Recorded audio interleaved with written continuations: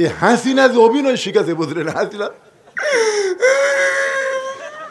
হাসিনা ওই আবার কি করে, এই একটা টিস্যু লাই ওর চোখত কিন্তু পানি নেই, ওর লাকত পানি, ঘিন্না লাগে। কে রে তোর চোখত পানি নেই, লাকত পানি, দেশের জন্য কি করি, আমার কোনো কিছু দরকার নেই, আমার বাপ নেই, তোর কিছুই লাগবে না। এক আনুমানিক চুন্নি থেকে যে রূপপুর জেলা, ওখান থেকেই এই শালার বেটা হাসিনা আর ওর বোন তিনজন মিলে 55,000 কোটি টাকা এক জায়গার থেকে মারছে, এক জায়গার থেকে। কথা কন না কেন, কথা কন না কেন? কারণ আবু জেহেল বলেছিল তুমি যে আল্লাহর নবী এটা আমি জানি, কিন্তু নবী হিসাবে তোমাকে মানতে পারলাম না। তোমাকে যদি মানতে যাই তাহলে আমার মতন মানুষের ভুয়া নেতৃত্ব চলবি, তোমাকে জাগা মতো মানবো। মসজিদের মধ্যে তুমি থাকো, একতে দেয় তো বিহাদাল ইমাম কব, একতে দেয় তো বিহাদাল ইমাম, এটাই হলো আমার নেতা, নেতার অনুসারী আমি নামাজ পড়বো। নামাজের মধ্যে তোমাকে নেতা মানবো, কিন্তু নামাজের বাহিরে তোমার নেতৃত্ব থাকবে না। তুমি ভালো মানুষ, ভালো জায়গায় থাকো, সমাজের মধ্যে তোমরা কেন আসবা? আমি এক সময় একটু ইলেকশন করবার চাইছিলাম, বুঝলেন, মেয়ে মানুষের আমাকে কয় হুজুর আপনাকে আমরা ভোট দেবো, আপনি দাঁড়ান। তো আমি চাষটলে গল্প করতেছি আগামী ইলেকশন আমি দাঁড়াবো।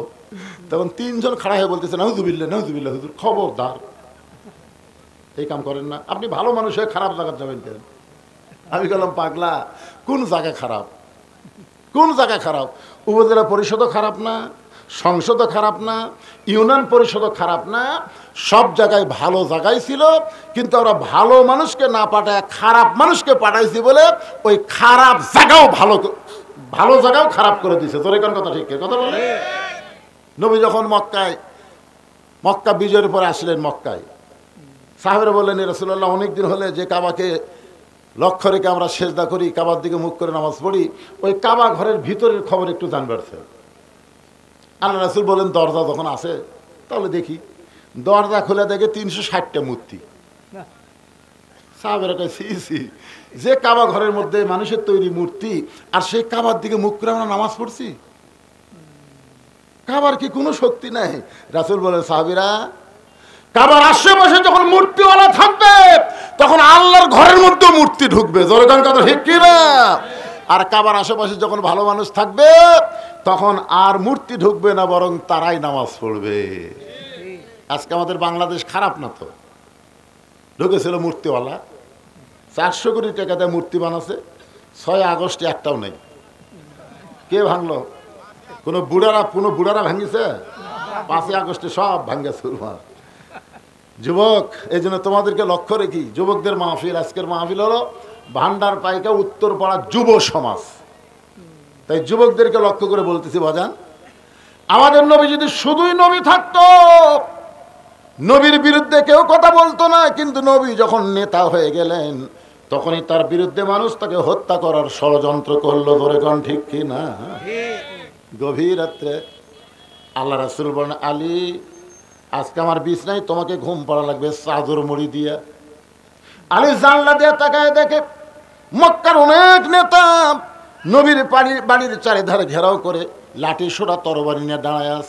আলী বলতেছে রাসূলুল্লাহ, আমি আপনার বিছনায় ঘুম পাড়বো, আপনি কি করবেন?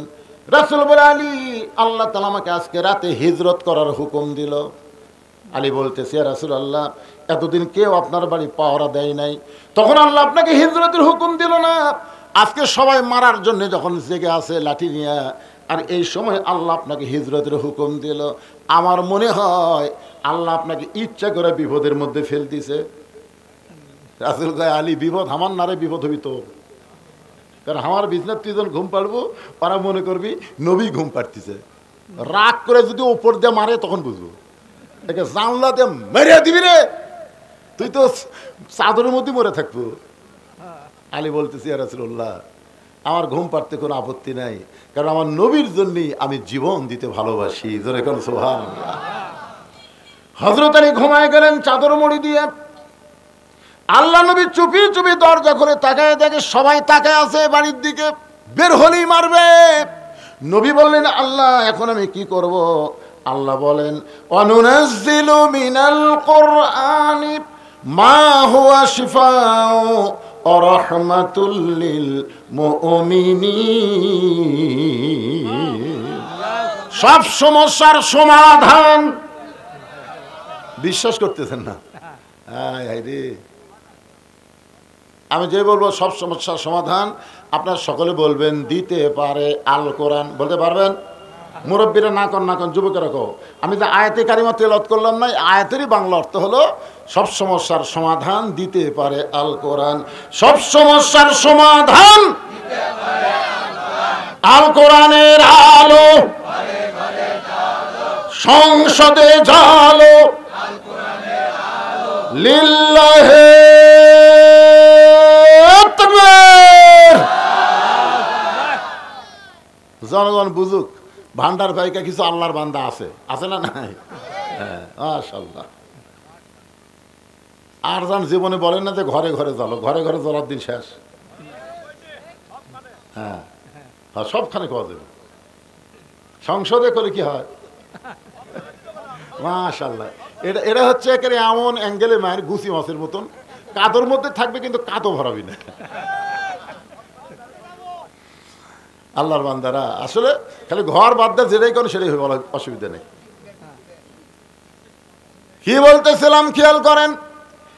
এক মুষ্টি বালি নিয়ে বালির মধ্যে কোরআনের 3টা আয়াত পড়ে ফুঁক দিয়া যেই মাত্র নবী আসমানের দিকে ছিটাই দিয়েছেন, আমার আল্লাহ তাআলা ওই বালুগুলো 37টা নেতার চোখের মধ্যে ঢুকাইয়া দিছে। আমার কাম হলো ছেড়ে দেওয়া, আল্লাহর কাম কি? ঢুকে দেওয়া। ওরা হাতের যত লাঠি সোটা আসলো, যা আসলো সব ফেলে দিয়ে, চোখত বালু ঢুকলে কি হয়? হায় হায় রে।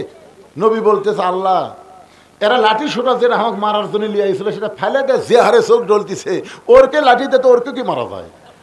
আল্লাহ রাসূল আল্লাহ বলেন না নবী গো, আজকে না, 24 সালের 5ই আগস্ট।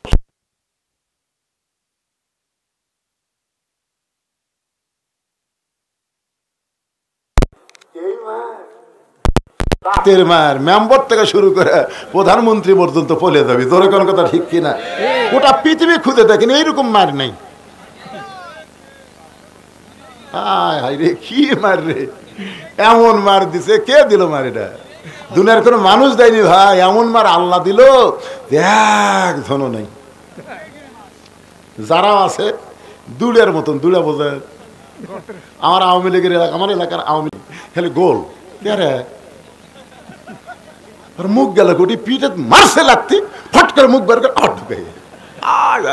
এরকে কথার অত্যাচারে থাকা যায়নি 15.5 বছর, এখন এমন ভাবে মুখ ঢুকে আছে বোঝাই যাচ্ছে না আছে না নাই। একটু মনোযোগ দেন। নবী আমার চুপি চুপি আবু বকরের বাড়ির দরজায় আস্তে করে ঠোকা মারলি, দরজা খুলে গেল। নবী চমকে বলে, আবু বকর তুমি কি চেতন ছিলে? আবু বকর বলে, রাসূলুল্লাহ আজ কয়েক মাস আগে আপনি বলেছিলেন একদিন গভীর রাত্রে মক্কা থেকে মদিনায় হিজরত করা লাগবে, আমাকে সঙ্গে করে আপনি মদিনায় যাবেন। সেদিন থেকে আজ পর্যন্ত কোনো রাত্রিবেলা ঘুমাইনি, বরং সারা রাত আমি দরজায় দাঁড়িয়ে থাকি। নবী বলে, আল্লাহ নেতাও যেমন কর্মীও তেমন। জোরে কোন সুবহানাল্লাহ। চলো যাই, চলো যাই বলে নবী পূর্ব দিকে রওনা দিলেন। আবু বকর বলেন, রাসূলুল্লাহ মক্কা থেকে মদিনার উত্তর দিকে, অথচ আপনি পূর্ব দিকে যাচ্ছেন। আল্লাহর নবী বলেন, আবু বকর ওই যে পাহাড় দেখতেছো, ওই পাহাড়ের উপরে একটা গর্তের মধ্যে আমাদের আত্মগোপন করা লাগবে। আবু বকর বলে, রাসূলুল্লাহ এই আত্মগোপন কেন করবেন? বলে এরই ভিতর খেলা আছে। 15.5 বছর বিএনপি জামাতের কোনো লোক বাড়িতে থাকতে পারেনি। জোরে কোন কথা ঠিক কিনা? আমার এলাকার সবচাইতে বড় লুচ্চা পুলিশকে আমার বাড়ি থেকে দিয়েছে, এরাই হুজুরের বাড়ি। লুচ্চার পাওয়ার আসলো, আলেমদের পাওয়ার ছিল না। জোরে কোন কথা ঠিক কিনা? আয় হায় রে, কি লুকালুকি রে! এই লুকালুকি করা হলো নবীর সুন্নত। জোরে কোন সুবহানাল্লাহ। আপনারা বলেন তো, নবী ইচ্ছা করলেই তো যাবার পারে না, আল্লাহর হুকুম অনুযায়ী নবীকে চলা লাগবে। জোরে কোন কথা ঠিক কিনা? মা ইয়ান্তিকু আনিল হাওয়া ইন হুয়া ইল্লা ওয়াহয়ু ইউহা। তাহলে গাড়ের সুরের মধ্যে আত্মগোপন করা কার হুকুম? আল্লাহ কেন বললেন ওখানে আত্মগোপন করেন? কেন বললেন আলুল বাগুড়ের মধ্যে থাক? কি জন্য? এই গ্রামে যত লুচ্চা বাটপার তাদের বাড়িতে পুলিশ যায়নি, ভালো মানুষগুলো কি পুলিশ খুঁজিছে, জোরে কোন কথা ঠিক কি না? ওই সময় আপনি লুকে আছেন, গারে সুরের সুন্নত আদায় হয়ে গেল, জোরে কোন সুবহানাল্লাহ। আল্লাহ নবী একটু দুর্বল হয়ে আউটাকে বালিশ বানায় ঘুমায় গেছে। নবী যখন ঘুমায় যায়, আবু বকর ঘুমায় না, নেতা ঘুমাইছে কিন্তু কর্মী ঘুমায় না। আবু বকর দেখতে পায় ওই গর্তের গরমে নবীর কপাল ঘেমে মুক্তার দানার মতন ঘাম বের হয়ে গেছে। আবু বকর নবীর মুখের দিকে তাকায়া গুনগুন করে একটা গান গাইতেছে, শিশুকালে মইরা গেছে মা, গর্বে থাকতে মরছে পিতা, নবী চোখে দেখলেন না। আল্লাহ, আমার এই নবী জীবনে কাউরে কষ্ট দেয় না। আল্লাহ, আমার এই নবী জীবনে কারোর সঙ্গে রাগ করে কথা বলে নাই।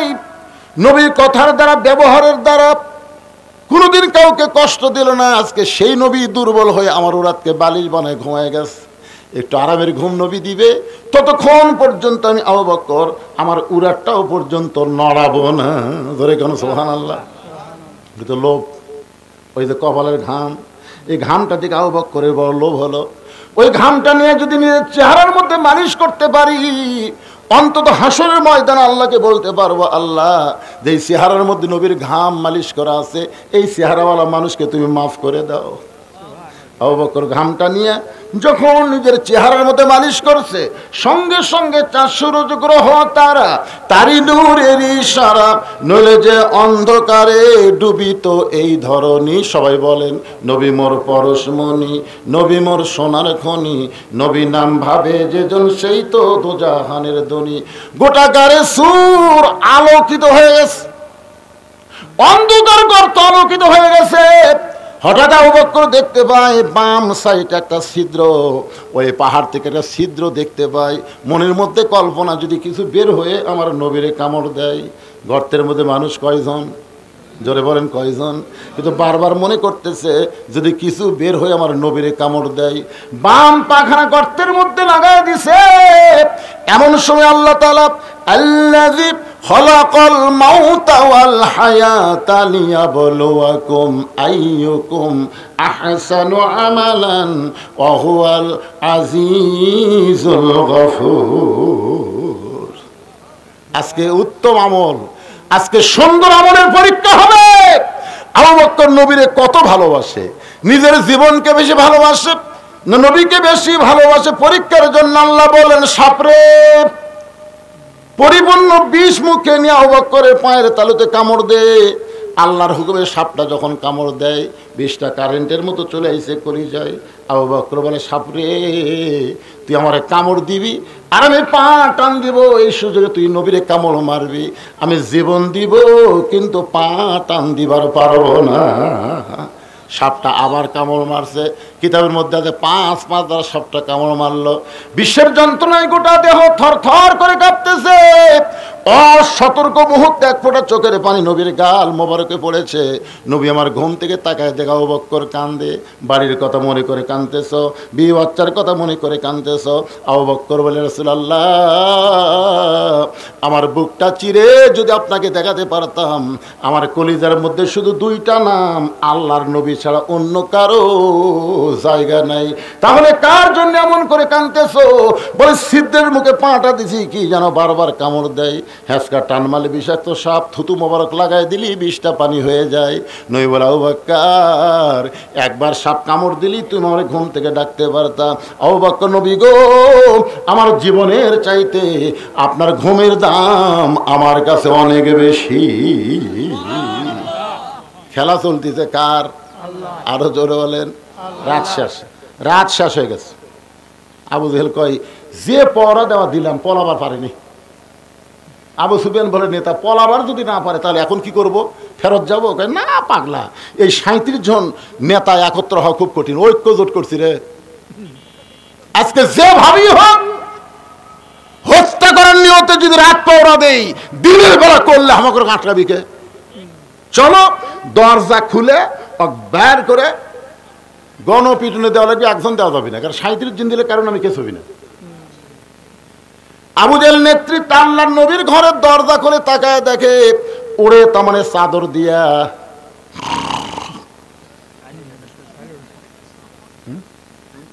হায় হায়। উকিল বলতেছে স্যার রাত 12টায় আপনার ফাঁসি হবে। মীর কাসেম আলী বলতেছে এখন কয়টা বাজে? এখন 9:30 স্যার। আলহামদুলিল্লাহ, এখনো 2.5 ঘন্টা। উকিল কয় পাগলা নাকি রে, 2.5 ঘন্টা পর ফাঁসি হবি? আল্লাহ শুকরিয়া আদায় করতেছে। এই 2.5 ঘন্টা রাতে বসে থাকে লাভ কি ভাই? আমি 2 ঘন্টা ঘুম পারি, তুমি আমাকে ডাক দিও। স্যার 12টা আপনার, আরে ফাঁসি হোক আর যাই হোক 2 ঘন্টা ঘুম পারি। উকিল মনে করছে ফাঁসির চিন্তা পাগলা হয়ে গেছে, মন খারাপ করে বাইরে হয়ে গেছে। 2 ঘন্টা পর আসা দেখে লাখ টাকা ঘুম পাচ্ছি।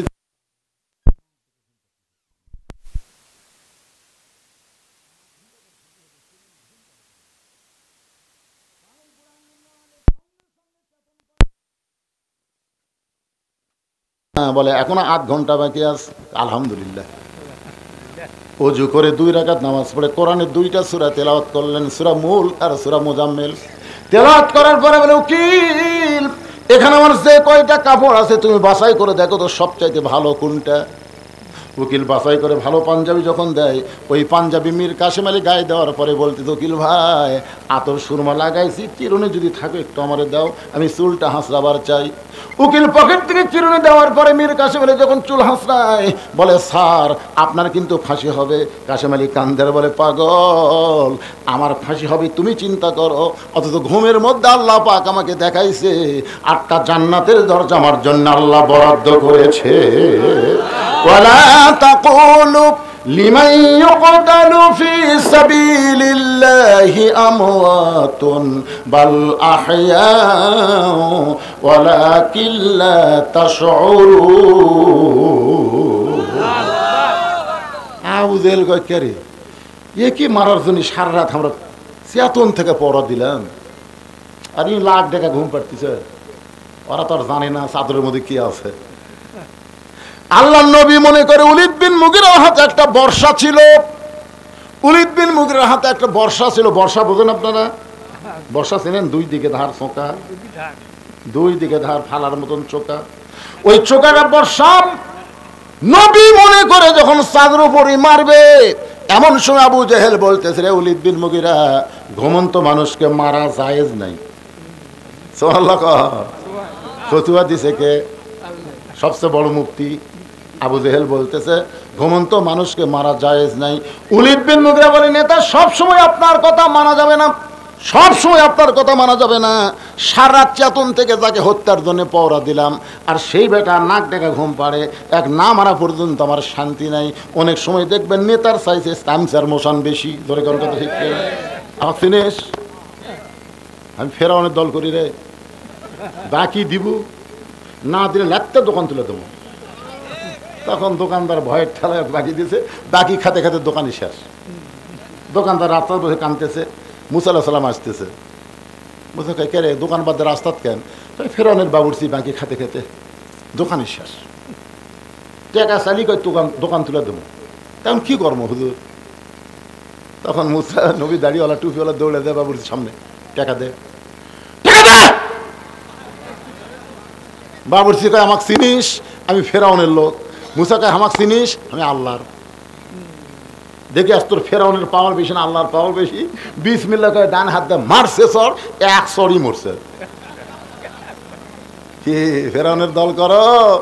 তোমাকে নেতৃত্ব লেগেছে। যাওয়ার সময় শেখ হাসিনার যাওয়াটা দেখছেন আপনারা? ছোট্ট একটা ক্লিপ ভিডিও কিন্তু দেখছি, আমিও দেখছি, আমার মোবাইলে সেভ করা আছে। হাসিনা যাচ্ছে সামনে সামনে, আর বোন রেহানা যাচ্ছে পিছনে পিছনে।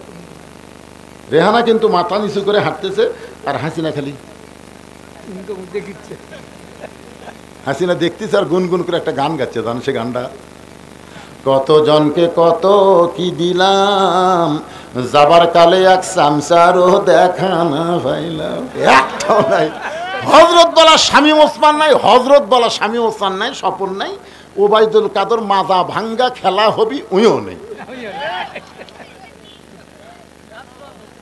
কি কি গান দেখছেন? কত জনকে কত কি দিলাম, যাবার কালে এক সামসারও দেখা না পাইলাম।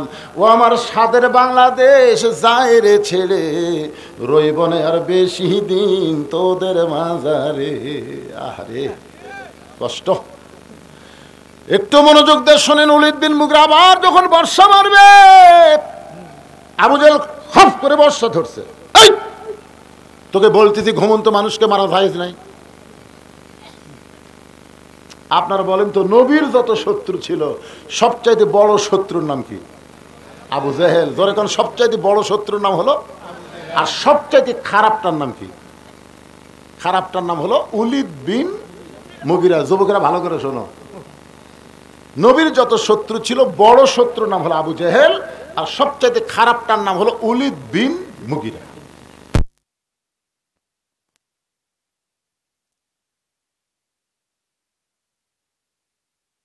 নবী সাহাবীদের সামনে ওয়াজ করতেছেন, এমন সময় ওলীদ বিন মুগীরা বলতেছে, রে মুসলমানের নবী, তুমি যদি এতই ভালো হবা তাহলে জন্মের আগে তোমার বাপ মরল কেন?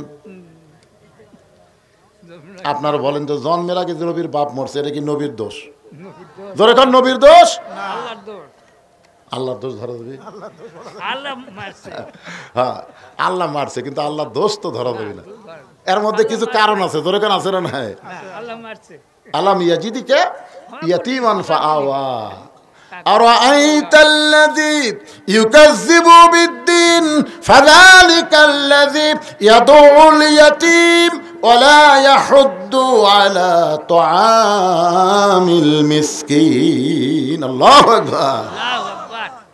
শিশুকালে মইরা গেছে মা, গর্বে থাকতে মরছে পিতা, নবী চোখে দেখলেন করতেছে। আল্লাহ বলে, হাবিব, ওলীদ বিন মুগীরা কথা বলে আপনাকে কষ্ট দিল, আপনি ওকে চেনেন? রাসূলকে চিনবো না কেন? মুগীরার বেটা ওলীদ। আল্লাহ বলতেছে, না হাবিব, সবাই জানে মুগীরার বেটা ওলীদ, কিন্তু ও হচ্ছে উতুল্লিম বাদা জালিকা জানিম, ও হলো জারদ সন্তান। সুবহানাল্লাহ কন না কেন? এটা কি আমি কইছি না আল্লাহ কছে? আল্লাহ নবী বলেন, আল্লাহ আমারে কষ্ট দেওয়ার কারণে আপনি ওরে জারদ সন্তান কইলেন। আল্লাহ বলে, নবী গো, কিয়ামত পর্যন্ত যারা আপনাকে কষ্ট দিবে তারা সকলেই হলো অবৈধ সন্তান। এখনো বাংলার জমিনে নবীকে যারা কষ্ট দেয় এরা কি অবৈধ? তো ভালো না কয়ে যেটা খাঁটি বাংলা সেটা কন তো কি? জোরে কন যাও রে, জোরে কন কি? আরো জোরে। আছে না নাই? আমাদের বাংলাদেশে নবী বিদ্বেষে আছে না নাই? আজকে এই ওয়াজ ভিডিওর মাধ্যমে গোটা বাংলাদেশ সাপ্লাই হবে। আল্লাহর বান্দারা একটু মনোযোগ দিয়ে কথাগুলো শুনবেন। বিরক্ত হচ্ছেন কি? আমার ফতুয়া লিখছে নাকি রে?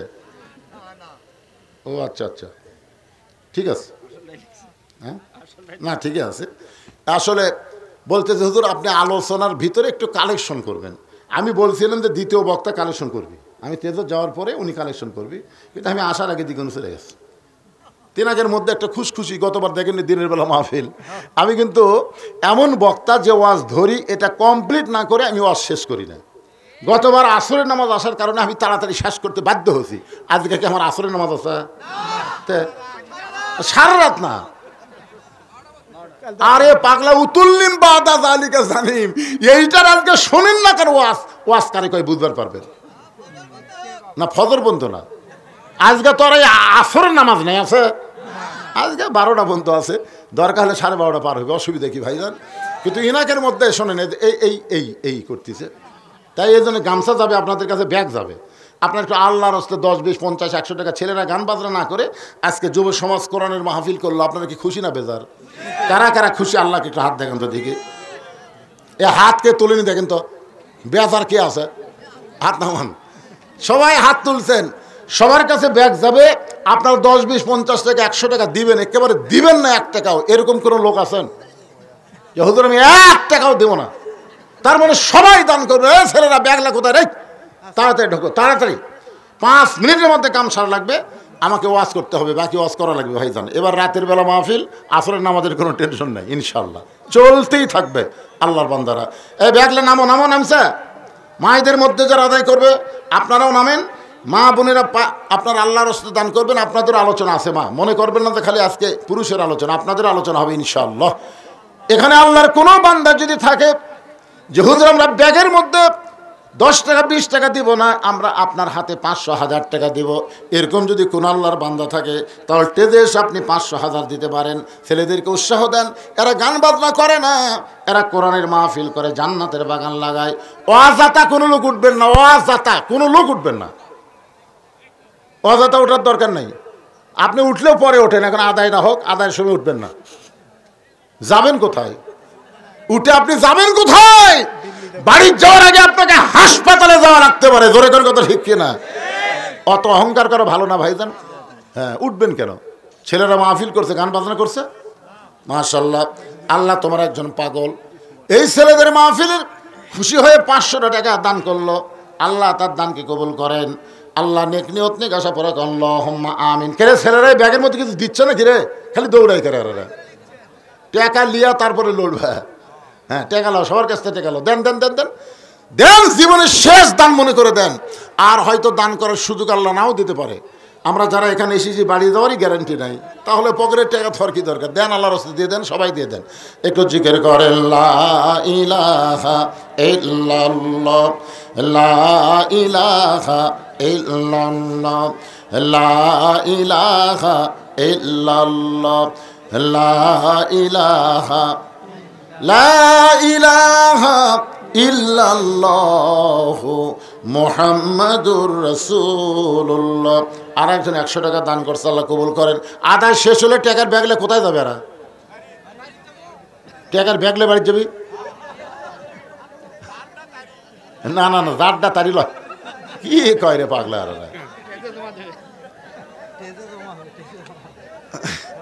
না না, ছেলে পেলেদের প্রতি আপনাদের এরকম অবিশ্বাস হচ্ছে নাকি? জাড্ডা তারি,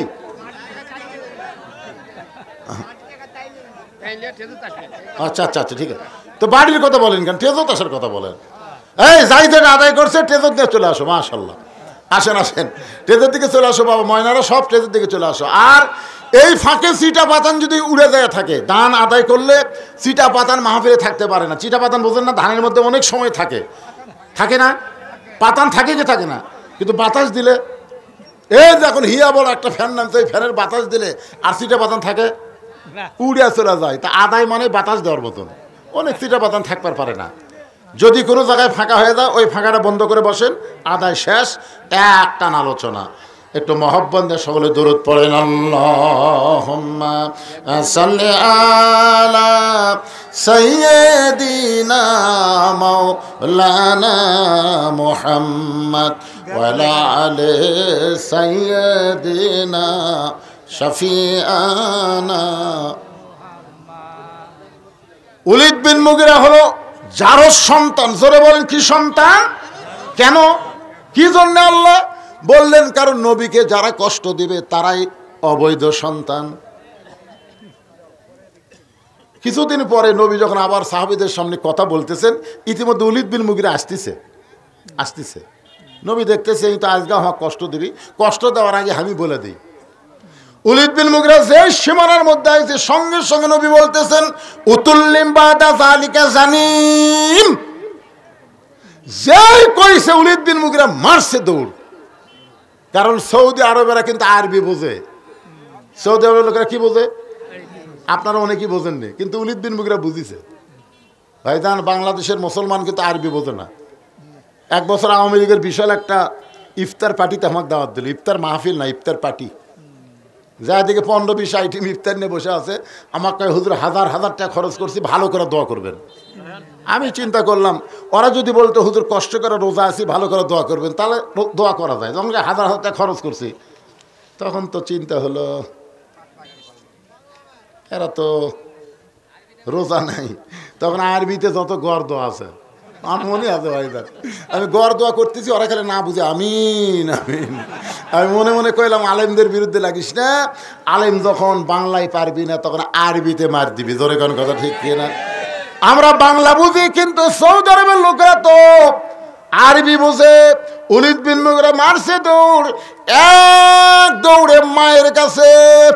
কারণ কোন সন্তান কেমন এটা দুনিয়ার কোনো বাবা জানে না, এটা জানি তার মা। কি জন্যে? বাবা আনন্দে মাতিয়া সাগরে ভাসাইয়া সেই যে চইলা যায় খবর লয় না। মাজন ধরিয়াই উদরে কতই কষ্ট করে 10 মাস পরে পায় প্রসবের বেদনা। এমন দরদি ভবে কেউ হবে না আমার মা গো। আমাকে বলে হুজুর 11 মাস আমার খিদা লাগে না, এই রোজার মাসে খালি খিদা লাগে হুজুর। আমি বললাম তোর মা বাচ্চা আছে? আছে। তোর মায়ের কাছে যা, কেন খিদা লাগে তোর মা বলবার পারবে। তো মায়ের কাছে বলতেছে মা 11 মাস আমার খিদা লাগে না, রোজার মাসে এত খিদা লাগে কেন?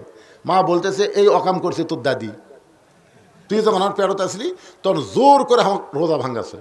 আমার কাছে রোজা থাকলে বৌমা পেটের বাচ্চা শুকা যাবি, খালি তুই কি তাজা থার জন্য রোজার মাসে আমি খাচ্ছি রে? আমিও খাচ্ছি পেটের মধ্যে, তুইও খাচ্ছু। এই যে রমজান মাসে তোর খাওয়া দিনের বেলা শুরু হচ্ছে, এই জন্যে তুই দুনিয়াতে আসার পরে আর রোজার মাসে রোজা থাকতে পারিস না।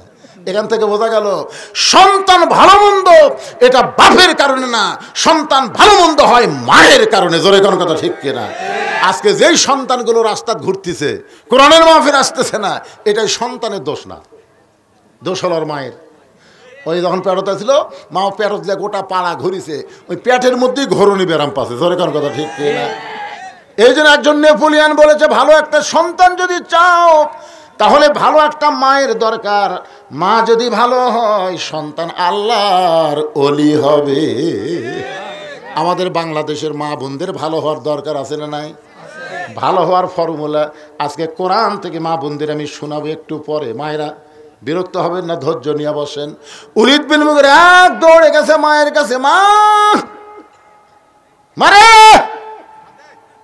উতুল্লিম বাদা জালিকা জানিম। মা মা কই কে রে, এত বছর পরে গোপন খবর তো কে দিল? ওলীদ বিন মুগীরা বলে মা খবর কি? বলে বাবা এই খবর দুনিয়ার কেউ জানে না, তোর খবর কে দিল? যে খবর দিল সে দুনিয়ার সাধারণ কোনো মানুষ না।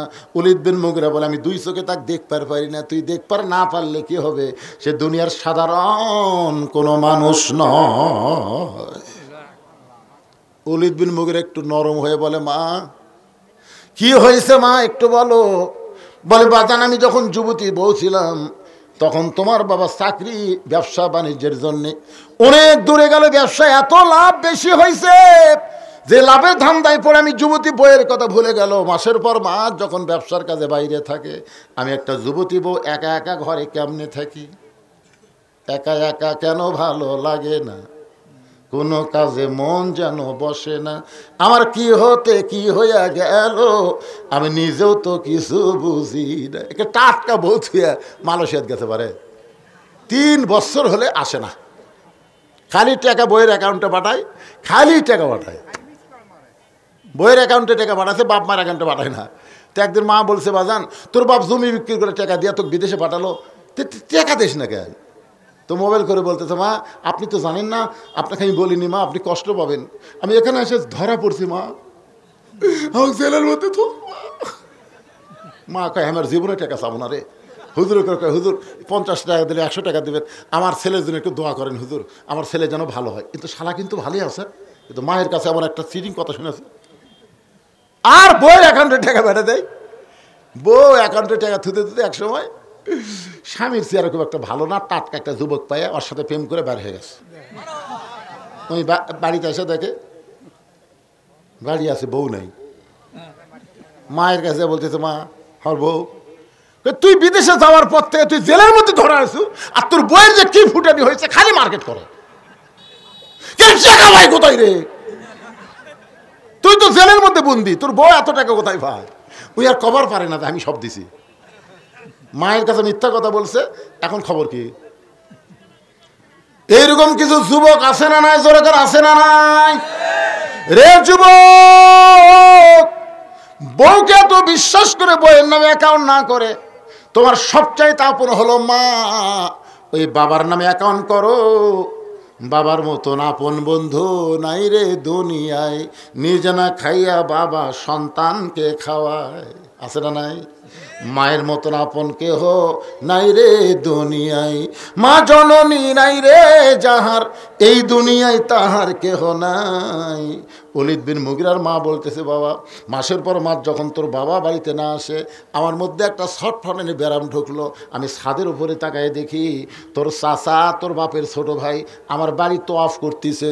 যেই বাড়িতে পুরুষ মানুষ থাকে না, ভাবি থাকে, ওই বাড়িতে দেওয়ার অভাব হয় না। জোরে কোন কথা ঠিক কিনা? আমি এক সময় নিচে আইসা তাকে একটু ইশারা দিলাম, মেয়ে মানুষ ইচ্ছা করলে গোটা গ্রামের সব ছেলেকে নষ্ট করবার পারে। জোরে কর কথা ঠিক কিনা? একটা মেয়ে গোটা গ্রামের যুবকদের চরিত্র নষ্ট করতে পারে, একটা মেয়ে। একটু ইশারা দিলাম, তোর চাচা ঘরের মধ্যে, তোর চাচার আমার সঙ্গে খেলা হলো, ওই খেলার কারণে তুই পেটের মধ্যে ঢুকলি, আসলেই তুই জারদ সন্তান। আবু জেহেল মনে আছে আপনাদের? খপ করে কি ধরছে? বর্ষা ধরে, মনে নাই? বর্ষা ধরে চাদর, বর্ষা ধরে চাদর ধরে মারতেছে টান। আবু জেহেল ওলীদ বিন মুগিরার বাম হাতে বর্ষা ধরে, ডান হাতে যখন চাদর টান দিছে, 37 জন নেতা সারা রাত চেতন থাকার কারণে চোখ ছোট হয়ে গেছে। সারা রাত জাগলে কিন্তু সকালবেলা চোখ কেমন হয়? চাদর টান দেওয়ার পরই কেরে এই কেরে কেরে তোরা কি দেখলি রে? জানলা দিয়ে দেখছি, চাদর ওর মুখ দেওয়া, তা আমরা কি বলবো? আলী তোর নবী পালালো কোন দিক দিয়ে? হযরত আলী দুই কারণে হাসতেছে। জোরে কোন সুবহানাল্লাহ। কয় কারণ? এক নম্বর কারণ হলো আল্লাহর নবী নিরাপদে আছে। জোরে কোন সুবহানাল্লাহ। কারণ যখন বলতেছে পালালো কোন দিক দিয়ে, তখনই আল্লাহ নবী নিরাপদে আছে। দুই নম্বর কারণ হলো তোমরা এতগুলা মানুষ চেতন ছিলে, নবী কোন দিক দিয়ে গেল তোমরা বলতে পারো না, আমি ঘুমের মানুষ, বলবো কেমনে? এমন কথা আলী বলেছে। আবু জেহেলের মুকুট পড়ছে ছাই, এই কথার কোনো উত্তর আছে? যে এতগুলা মানুষ তোমরা চেতন ছিলে, নবী কোন দিক দিয়ে গেল তোমরা বলতে পারো, আমি ঘুমের মানুষ, বলবো কেমনে? আবু জেহেল বলতেছে, সাহিত্যের জন্য চলো আমরা পাহাড়ে পাহাড়ে খোঁজ করি। আমার মনে হয় রাতের বেলা পলায় গিয়ে একটা পাহাড়ের গুহার মধ্যে আশ্রয় নিয়েছে, আমরা পাহাড়ের গুহা খোঁজ করি। এই কথা বলে যখন 37 জন নেতাকে নিয়ে আবু জেহেল নেতৃত্বে রওনা দেয়, সঙ্গে সঙ্গে হযরত আলী এভাবে বুড়া আঙ্গুল আমার দিকে তাকান, যুবক তাকাও, বুড়া আঙ্গুল ঘুরাচ্ছে হযরত আলী। আবু সুফিয়ান বলে, নেতা এরই জন্যই তো আমরা কাম করে পারিনি, এই যদি বিছনাত না শুয়ে থাকতো তাহলে তো আমরা মনে করতাম। এই ঘুমিয়ে বিছনার মধ্যে নবীর চাদরের ভিতরে, এই তো নবী ধরবার দিল না, আবার বুড়ে আঙ্গুল লড়াইতেছে, চলেন এক একে সাইজ করি। আলী বলতেছে, আয়, আমি তো বুড়ে আঙ্গুল ঘুরেছি তোর ডাকার জন্য, হয়তো আলী ডাকার পেছনে কারণ হলো তোরা যতক্ষণ আমার সাথে খেলা করবো ততক্ষণ নবী নিরাপদে চলে যাবে। ধরে কর সুবহানাল্লাহ। এই জন্য ডাকতেছে, আয় আয়। শোন, আল্লাহ নবী যদি আমাকে বলতো, আলী 37টা সারফোকা আমার বাড়ির চারিধারত আছে, তুই একটু সাইজ কর, বিশ্বাস কর, আল্লাহর শপথ করে বলতেছি, তোদের একজনকে বাপ মায়ের কাছে ফেরত জবাব দেব না, একজনকেও না। কি সাহস রে! হযরত আলী যখন 37 জন নেতাকে ডাকতেছে, এমন সময় আবু জেহেল বলতেছে, এর সাথে খামাকা গন্ডগোল করে লাভ কি?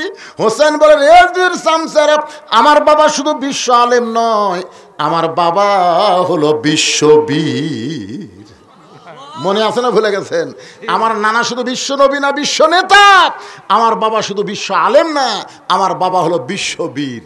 আজকে আলেমগুলা যদি বীর না হয় তাহলে ফ্যাসিস্ট তৈরি হবে। আল্লাহর ওলি আল্লামা সাইদি হুজুর শুধু আলেম ছিলেন না, একটা বীর ছিলেন। জোরে কোন কথা ঠিক কিনা? যার কারণে হাসিনা তাকে ধরে জেলের মধ্যে থচ্ছে, এই বিরক্ত বেড়াতে হবে না। আর অনেক আলেম আছে বাংলাদেশে, ম্যাও ম্যাও ম্যাও ম্যাও ম্যাও ম্যাও করে বলে সব বেড়া ঘুরতেছে, খালি কমলা খায়, আপেল খায়, গোল্লা খায়, মুখ মাপ মতো খায়, ওরা ধরা পড়ে না।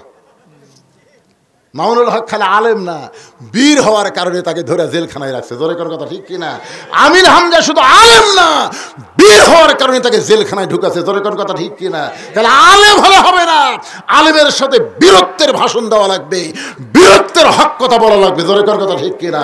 জেল জুলুমের কোনো পরোয়া আলেমরা করে না, কারণ জেল জুলুম হলো তাদের গলার মালা। আমাদের ইমাম আবু হানিফা রহমতুল্লাহ দেখায় দিয়েছে। জোরে কোন ঠিক? এমনকি আমাদের নবীকেও জেলখানাতে রাখছে। তিহিমা প্রান্তরে আল্লাহ নবী সাহাবীদের নিয়ে ওয়াজ করতেছেন, এমন সময় নবীর চোখ দিয়ে দর দর করে পানি পড়তেছে। সাহাবীরা বলে, ইয়া রাসূলুল্লাহ, এত সুন্দর ওয়াজ করেন কিন্তু আপনার চোখের মধ্যে পানি। রাসূল বলে, সাহাবীরা রে, এই মুহূর্তে আমি জানতে পারলাম মক্কার সব চাইতে বড় বীর নাম হলো তার আমর। যারা বলেন নাম কি? প্রতি সন্ধ্যায় 21 কেজি খাদ্য খায় আর 3.5 ওজনের তরবারি নিয়ে জিহাদের ময়দানে যায়। সে আমর আজকে কাবা ঘর শুয়ে শপথ করেছে, মুসলমানের নবীকে হত্যা না করা পর্যন্ত আমি দুনিয়ার কোনো পানিও পান করব না, দুনিয়ার কোনো খাবারও খাবো না। সে আমার মক্কা থেকে আমাকে লক্ষ্য করে রওনা দিয়েছে। সাহাবীরা রে, এই কথা শোনার পর থেকে আমার চোখ দিয়ে দর দর করে পানি আসতেছে।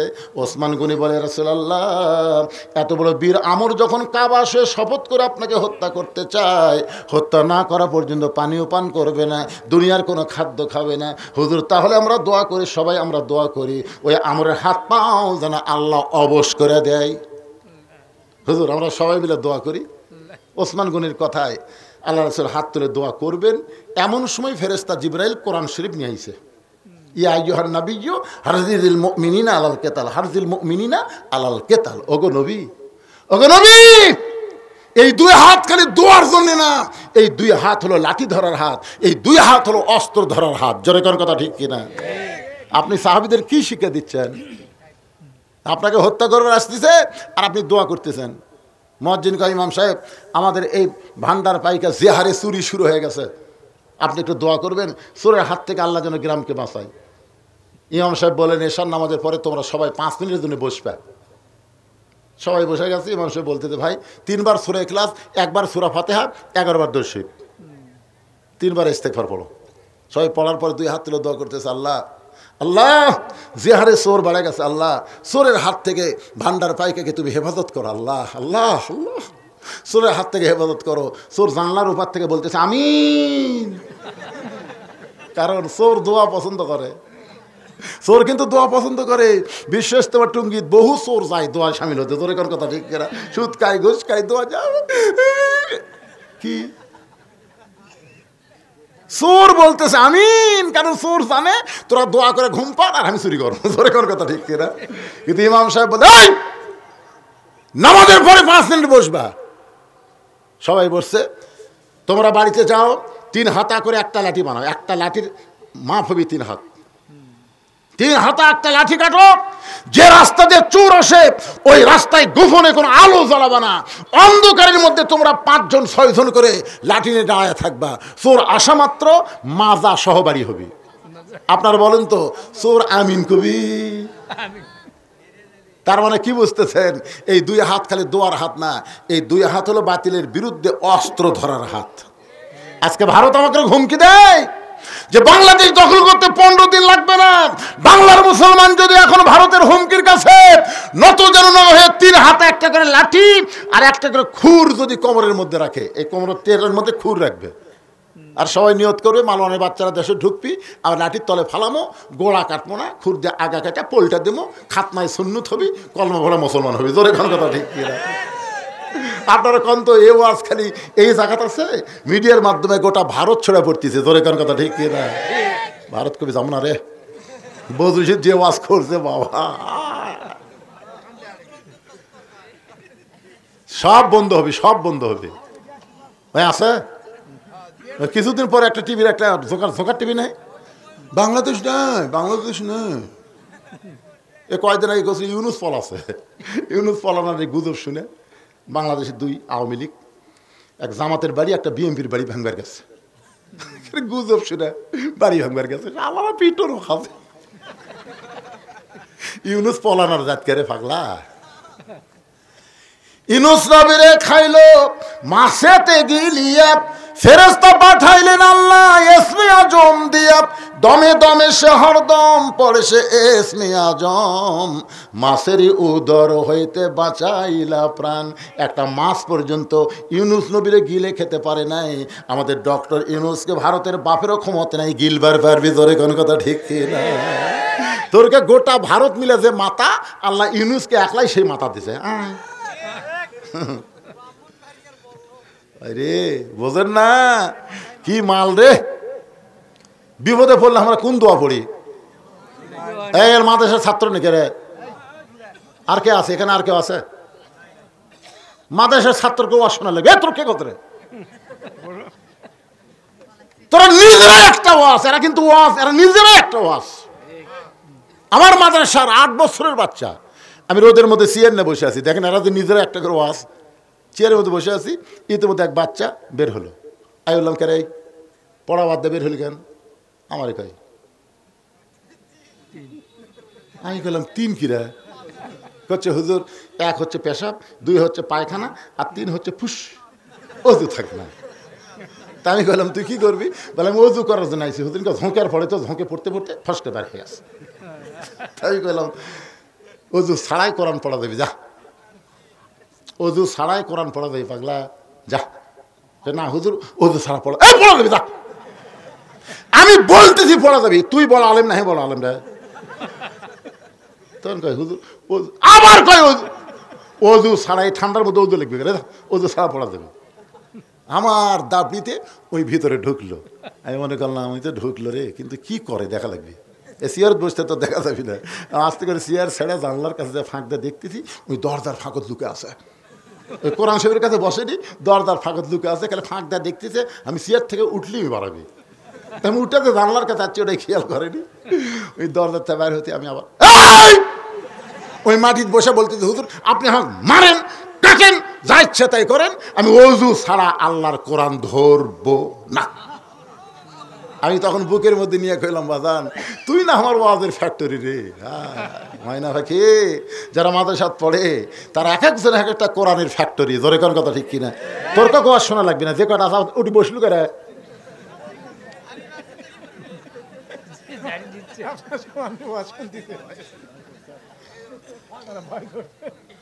ভয় নাই বাবা, যাও।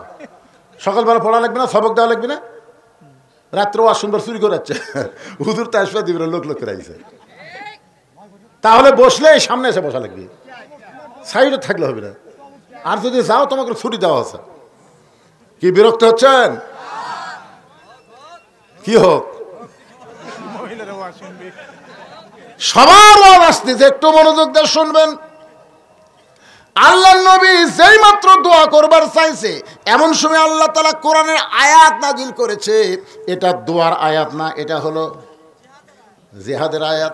ইয়া আইয়ুহান নাবিয়্যু হারজিল মুমিনিনা আলাল কিতাল। হার্স মানে সৈন্য, সৈন্য। আপনার সাহাবীদেরকে আপনি সৈন্য হিসেবে গড়ে তোলেন। সঙ্গে সঙ্গে নবী দোয়া বাদ দিয়ে বললেন, এই সাহাবীরা তোমাদের মধ্যে এমন কি কেউ আসো যে মুহাবির আমর আমার কাছে আসার আগেই ওই আমরের সামনে দাঁড়াবা, এমনকি কেউ আসো? প্রত্যেকটা সাহাবী মাথা নিচু করে চিন্তা করতেছে, প্রতি সন্ধ্যায় 21 কেজি খায়, আমরা বছরেও তা খাই না। একটা সাহাবী বছরে যা না খায় প্রতি সন্ধ্যায় খায়, তাহলে 3 সন্ধ্যায় 63 কেজি। আর যে তরবারি নিয়ে যুদ্ধ করে, তরবারির ওজন হলো 3.5 মণ। তাহলে আর দেহ কত বড় রে। সবাই যখন চিন্তা করতেছে কি করি কি করি, এমন সময় পিছন থেকে হযরত আলী নাম আছে, মাত্র 13 বছর বয়স। কয় বছর?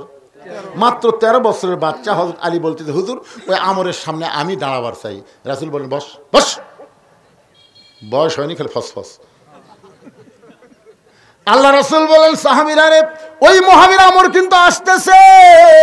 ওই মুহাবির আমর আমি নবীর কাছে আসার আগে তার সামনে কে দাঁড়াবার পারবা? শট করে আলী দাঁড়ায় বলতেছে, রাসূলুল্লাহ আমি আমরের সামনে দাঁড়াবার চাই। আল্লাহ রাসূল বলেন আয়। এবার আর বসতে বলে না, আয়। হযরত আলী যখন নবীর সামনে দাঁড়াইছে, রাসূল বলে আলী তুই আমার আপন চাচাতো ভাই। তোর বাবা আবু তালেব যখন দুনিয়া থেকে বিদায় নিল, তখন তুই আর তোর ভাই জাফর ইবনে আবি তালেব এই 2 ভাইকে আমার হাতে দিয়ে বলেছে, নবী গো, ও আব্দুল্লাহ তিমপোলা, আমি তোমার চাচা, তোমাকে লালন পালন করেছি সন্তানের মতো। আমার 2টা সন্তানকে তুমি দেখাশোনা করবা। তোমার বাবা আবু তালেব দুনিয়া থেকে বিদায় নেওয়ার পরে তোমরা 2 ভাই আমার সন্তানের মতন। আজকে আমাকে হত্যা করার জন্য রওনা দিয়েছে, আর তোমাকে যদি আমরের সামনে পাঠায় দে, তাহলে লোকজন মনে করবে মুসলমান নবী বাঁচার জন্য ছোট্ট একটা বাচ্চাকে এত বড় বীরের সামনে পাঠায় দিছে। সঙ্গে সঙ্গে হযরত আলী নবীর কপালে চুমা দিয়ে বলে, রাসূলুল্লাহ, আল্লাহর ঈমান আমার ভিতরে, নবীর প্রেম আমার কলিজায়, এই দুইটা পাওয়ার নিয়ে শুধু আমর না, পৃথিবীর তামাম বাতিলের সামনে আমি আলী একা দাঁড়াবার চাই। যেমন সর্বপ্রথম দাঁড়াছিল রংপুরের আবু সাইদ। আবু সাইদ খেলে এই পথ না দেখালে আমাকে অবস্থা খালি টাইট। চিন্তা করে দেখেন, এটা কিন্তু জাতা বিরক্ত করে মার। এই যে শহীদের মৃত্যু যে একটা পিঁপড়া কাটার চাইতো যন্ত্রণা কম, আবু সাইদের অবস্থা আমরা দেখে বুঝলাম। প্রথম গুলি লাগছে, আপনার বলেন তো, আমি কিন্তু জুম করে কাছে না ভিডিও দেখলাম, আবু সাইদ একটা বারের জন্য বলে নাই ও মারে বাবা, ও মারে বলেনি। চিন্তা করে দেখেন, গুলি লাগছে, ওই আবার সামনে যায়, আবার গুলি করে, আবার সামনে যায়। পরে যখন আবার গুলি করেছে, কোনো চিৎকার নাই, কান্নাকাটি নাই, দুই বন্ধু এসে যখন ধরেছে তখন টলে পড়ে গেল।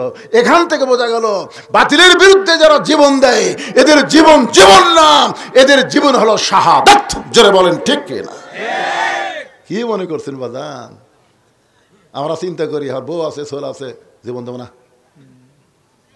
আমাকে আজরাইল ধরার কোনো টেনশন নাই, পুলিশ ধরার টেনশন 15.5 বছর। হ্যাঁ, ও আজকে বাড়ি যেয়ে পারবো কেরে? কোন জায়গায় যে পুলিশ গাড়ি নিয়ে বসে আছে, আল্লাহ কাই পাগলা হুজুর তুই পুলিশ। মাশাআল্লাহ, আমরা দেখছি ইয়ামিনকে যখন গাড়ি থেকে ফেলে দিল, দেখেন না আপনারা, দেখেন কত বড় নির্মম। গাড়ি থেকে একটা ছেলেকে এরকম টেনে ফেলে দিল, তারপরে ছেলেটা যখন গাড়ির কাছে পড়েছে তাকে আবার টেনে এই ফাট তুলো, তখন দেখেন ছেলেটা একদম এরকম করতেছে না? চিন্তা করে দেখেন, শালা প্রচণ্ড হাসি না রে, তো কি করি রে। তারপরও বাংলাদেশ ছাড়বার চাইছিল না। আর্মির যিনি প্রধান উনি বললেন, আমি আপনার দায়িত্ব নেব না, কারণ যে হারে আসতেছে। কি স্বরাষ্ট্রমন্ত্রীর কাছে পুলিশের আইজি কি বলছে, স্যার আপনি যে বলেন গুলি করেন, আমি তো গুলি করতেছি, গুলি করি, ওই জায়গা ফাঁকা হয় না স্যার, ওই পড়ে যায় আর একজন খাড়া হয়। হ্যাঁ, না না, সে চিন্তা করে দেখেন যে গুলি করতেছি, ও মারে বাবারকে দৌড় মারলে তোর দেখা থেকে আরো 3টে দৌড়াবি, পড়ে যায় আর একজন খাড়া হয়। তার মানে বোঝা গেল তয়রান আবাবিল তারমিহিম বিহিজারাতিন মিন সিজ্জিল ফাজআলাহুম কাআসফিম মাকুল। কি মনে করছেন বাবা? আবার মাঝে মধ্যে চট করে আসবি, চট করে আসবি। আমার এতই হাসি লাগে, মেম্বার থেকে মন্ত্রী বলতে বলে গেছে, চট করে আসবি। আজকে একজন ডক্টর ইউনূসের বিরুদ্ধে পোস্টার বিলি করতেছে, দেখেন না আপনার ফেসবুকে, এই পোস্টার দিছে বাবা, সেই দেওয়া দিছে। খালি বিএমপি না লরম না কাটলে বুঝলেন, এই শালা করে কোথা সাইজ হলো উনি। আল্লাহর বান্দার একটু মনোযোগ দিয়ে শুনবেন। হযরত আলী বলতেছে, রাসূলুল্লাহ, আল্লাহর ঈমান আমার ভিতরে, নবীর প্রেম আমার কলিজায়, শুধু আমর নয়, পৃথিবীর তামাম বাতিলের সামনে আমি আলী একাই দাঁড়াবার চাই। ইত্তাকু ফিরাসাতাল মুমিনিনা ফাইন্নাহু ইয়ানজুরু বিনূরিল্লাহ। নবী আলীর দিকে তাকায় দেখি, ও বাবা রে, এটা একটা ঈমানই রে। ওসমান, লব্বাইকা রাসূলুল্লাহ, দোয়া করবার কথা বলছিলা, দোয়া লাগবে না? তোমার বাড়িতে কি তরবারি আছে? ওসমান কয়, হুজুর আমি কি জঙ্গি যে আমার বাড়ির তরবারি থাকবি? তরবারি নাই, ও একটা ছুরি আছে হুজুর, ওই কুরবানির সময় উঠ জব করি। তা আল্লাহ রাসূল বলে, ওরাই নিয়ে আসো। ওসমান এক দৌড়ে গিয়ে বাড়ির থেকে ছুরি নিয়ে আসলো। রাসূল মাথা থেকে মাত্র 27 ইঞ্চি, ওজন হলে 1 কেজি। কয় কেজি? আর কয় মন আনতেছে? 3.5 মন। 1 কেজি 27 ইঞ্চি একটা ছুরি। হযরত আলী নবী দিয়ে বলে, আলী রে, এই ছুরিটা নিয়ে আমরের সামনে তুমি দাঁড়িয়ে যাও। তার মানে বোঝা গেল ছুরির সামনে, তরবারির সামনে তসবিহ টুবি চলবে না। তরবারির সামনে ছোট হোক, ওদের থাকবে অ্যাটম বোম, আমাদের থাকবে পাথর। ওরা অ্যাটম বোম মারবে আর আমরা পাথর মারবো, পাথর আর অ্যাটম বোম একত্র হয়ে দুইজন মাটিতে পড়ে ইসাব্বিহুল্লাহু মা ফিস সামাওয়াতি ওয়াল আরদ। অ্যাটম জিকির করতেছে আল্লাহ আল্লাহ আল্লাহ, জিকির করতে করতে আল্লাহ কয় বাংলাদেশের মাটি হলো উর্বর ভালো, তুই আর অ্যাটম থাকবো তরমুজ হয়ে যা। যেই তরমুজ আছে ছেলেবেলারা বাড়াছে, বাইরে থেকে বিশাল একটা তরমুজ পড়ে আছে। কিরে তরমুজ 80 টাকা কেজি, এত বড় তরমুজ পড়ে আছে। ওরা বাড়ির থেকে চাকুটাগুলি এসে তরমুজ কাটা খাচ্ছে, বুঝলেন? ওরা অনুবীক্ষণ যন্ত্রটা দেখতেছে, দূরবীন যন্ত্র দেখতেছে, কিরে আমাকে অ্যাটমের খবর কি? হায় হায় মিল্লাত আবিকুম ইব্রাহিম ওয়া সাম্মাকুমুল মুসলিমিন, জাতির পিতা আগুনের চুলা শান্তির বাগান পাশে, আর এরা ভারতের অ্যাটম তরমুজ করছে, তরমুজ কাটা খাচ্ছে। চিন্তা করছেন আপনি? আপনি কি বুঝতেছেন? ফালিয়াবুদু রব্ব হাযাল বাইত আল্লাযী আত'আমাহুম মিন জু'ইন ওয়া আমানাহুম মিন খাউফ। ওই ঘরের মালিকের গোলামি করো। আল্লাহ বলেছেন রিজিকের কোনো পেরেশানি হবে না। ওরা চিনি বন্ধ করে দিবে, পেঁয়াজ বন্ধ করে দিবে, আলু বন্ধ করে দিবে, আমি আল্লাহ আসমান থেকে তোমাদের রিজিকের ফয়সালা করব। জোরে কোন কথা ঠিক কি না? আমানাহুম মিন খাউফ, ওরা যত অস্ত্রের ভয় দেখাক আমি আল্লাহ তাআলা পুরোপুরি নিরাপত্তা দিয়ে দেব। সুবহানাল্লাহ খান না কেন? নিরাপত্তা দেওয়ার মালিককে, রিজিক দেওয়ার মালিককে। আমা মিন দাব্বাতিন ফিল আরদি ইল্লা আলাল্লাহি রিজকুহা। একটু মনোযোগ দিয়ে শুনবেন। হযরত আলী ওই তরবারি নিয়ে মারছে দৌড়, পিছন দিক থেকে রাসূলটাকে, আলী রে তোমার একটা ছুরি দিলাম, ছুরি নিয়ে তুমি দৌড় মারতেছো, আস্তে আস্তে হেঁটে যাওয়াও তো পারো। আলী বলতেছি ইয়া রাসূলুল্লাহ, অনেক আগে আমর আপনাকে হত্যা করার জন্য রওনা দিয়েছে, আমি হেঁটে হেঁটে না যে দৌড়ে গিয়ে আমরকে এমনভাবে পজিশনে ওকে সাইজ করতে চাই, আপনার পবিত্র চেহারা দেখার আগে ওই আমর যেন আল্লাহর জাহান্নামে যায়। একেবারে সুবহানাল্লাহ কর না কেন?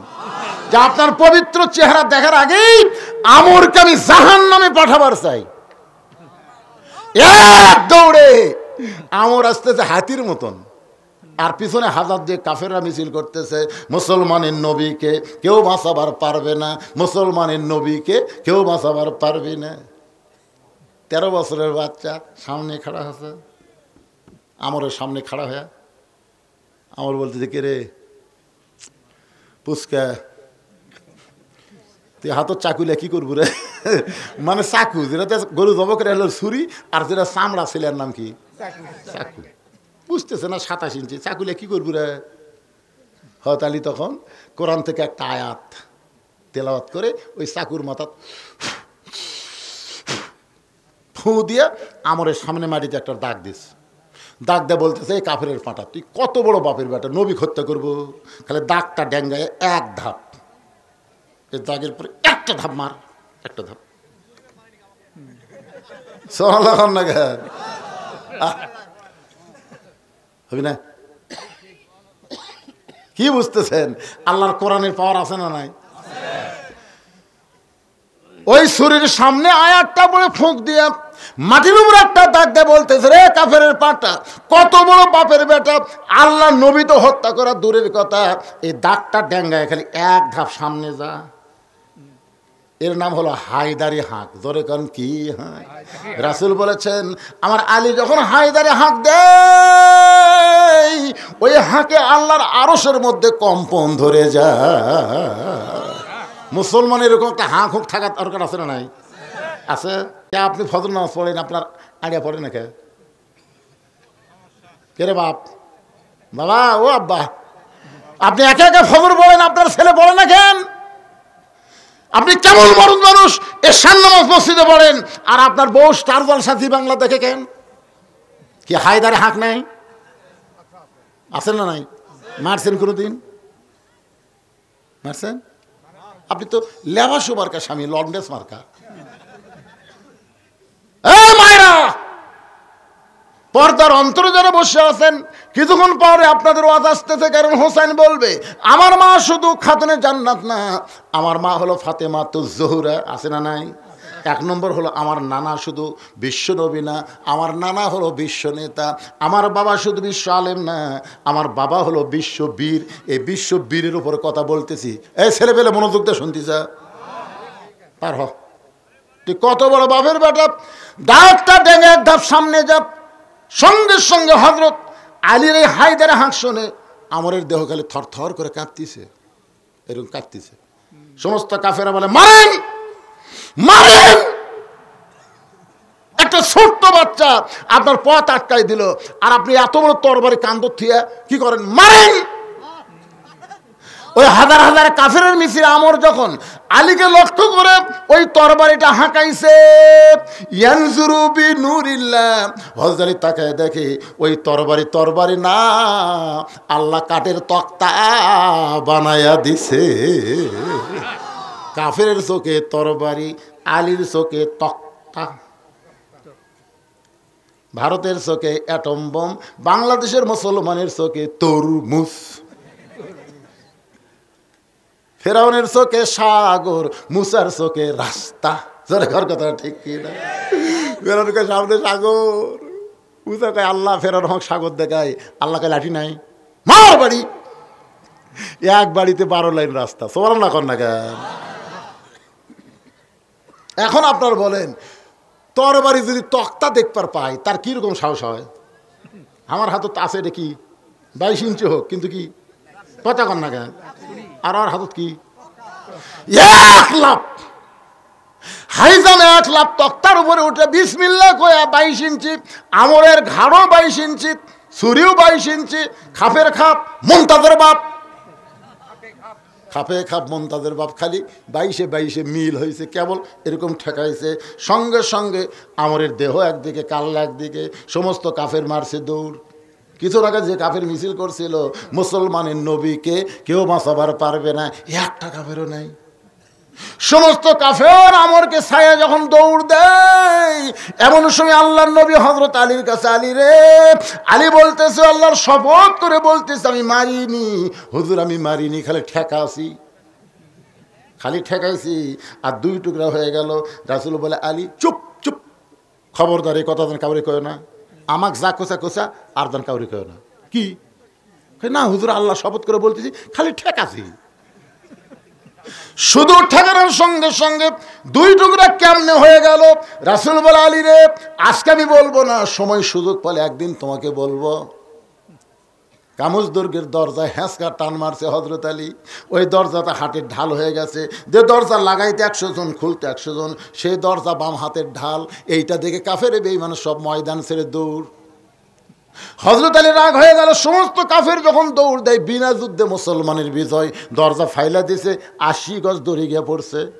সাহাবেরা এসে নবীকে বলতেছে, ইয়া রাসূলুল্লাহ, আজকে আলীর কারণে মুসলমানের বিজয় হলো। রাসূলের মনটা খারাপ, রাসূলের মনটা খারাপ। কেউ যদি বলে ভারতের সহযোগিতায় 71 সালে আমরা স্বাধীনতা পেয়েছি, এটা মুসলমানদের মন খারাপ হওয়ার কথা। কারণ কোনো বিজয় মানুষের দ্বারা হয় না, বিজয় হয় আল্লাহর সাহায্যে। জোরে কোন কথা ঠিক কি না? ইজাজা আনাসরুল্লাহি ওয়াল ফাত ওয়া রাআইতান নাসা ইয়াদখুলুনা ফি দীনিল্লাহি আফওয়াজা।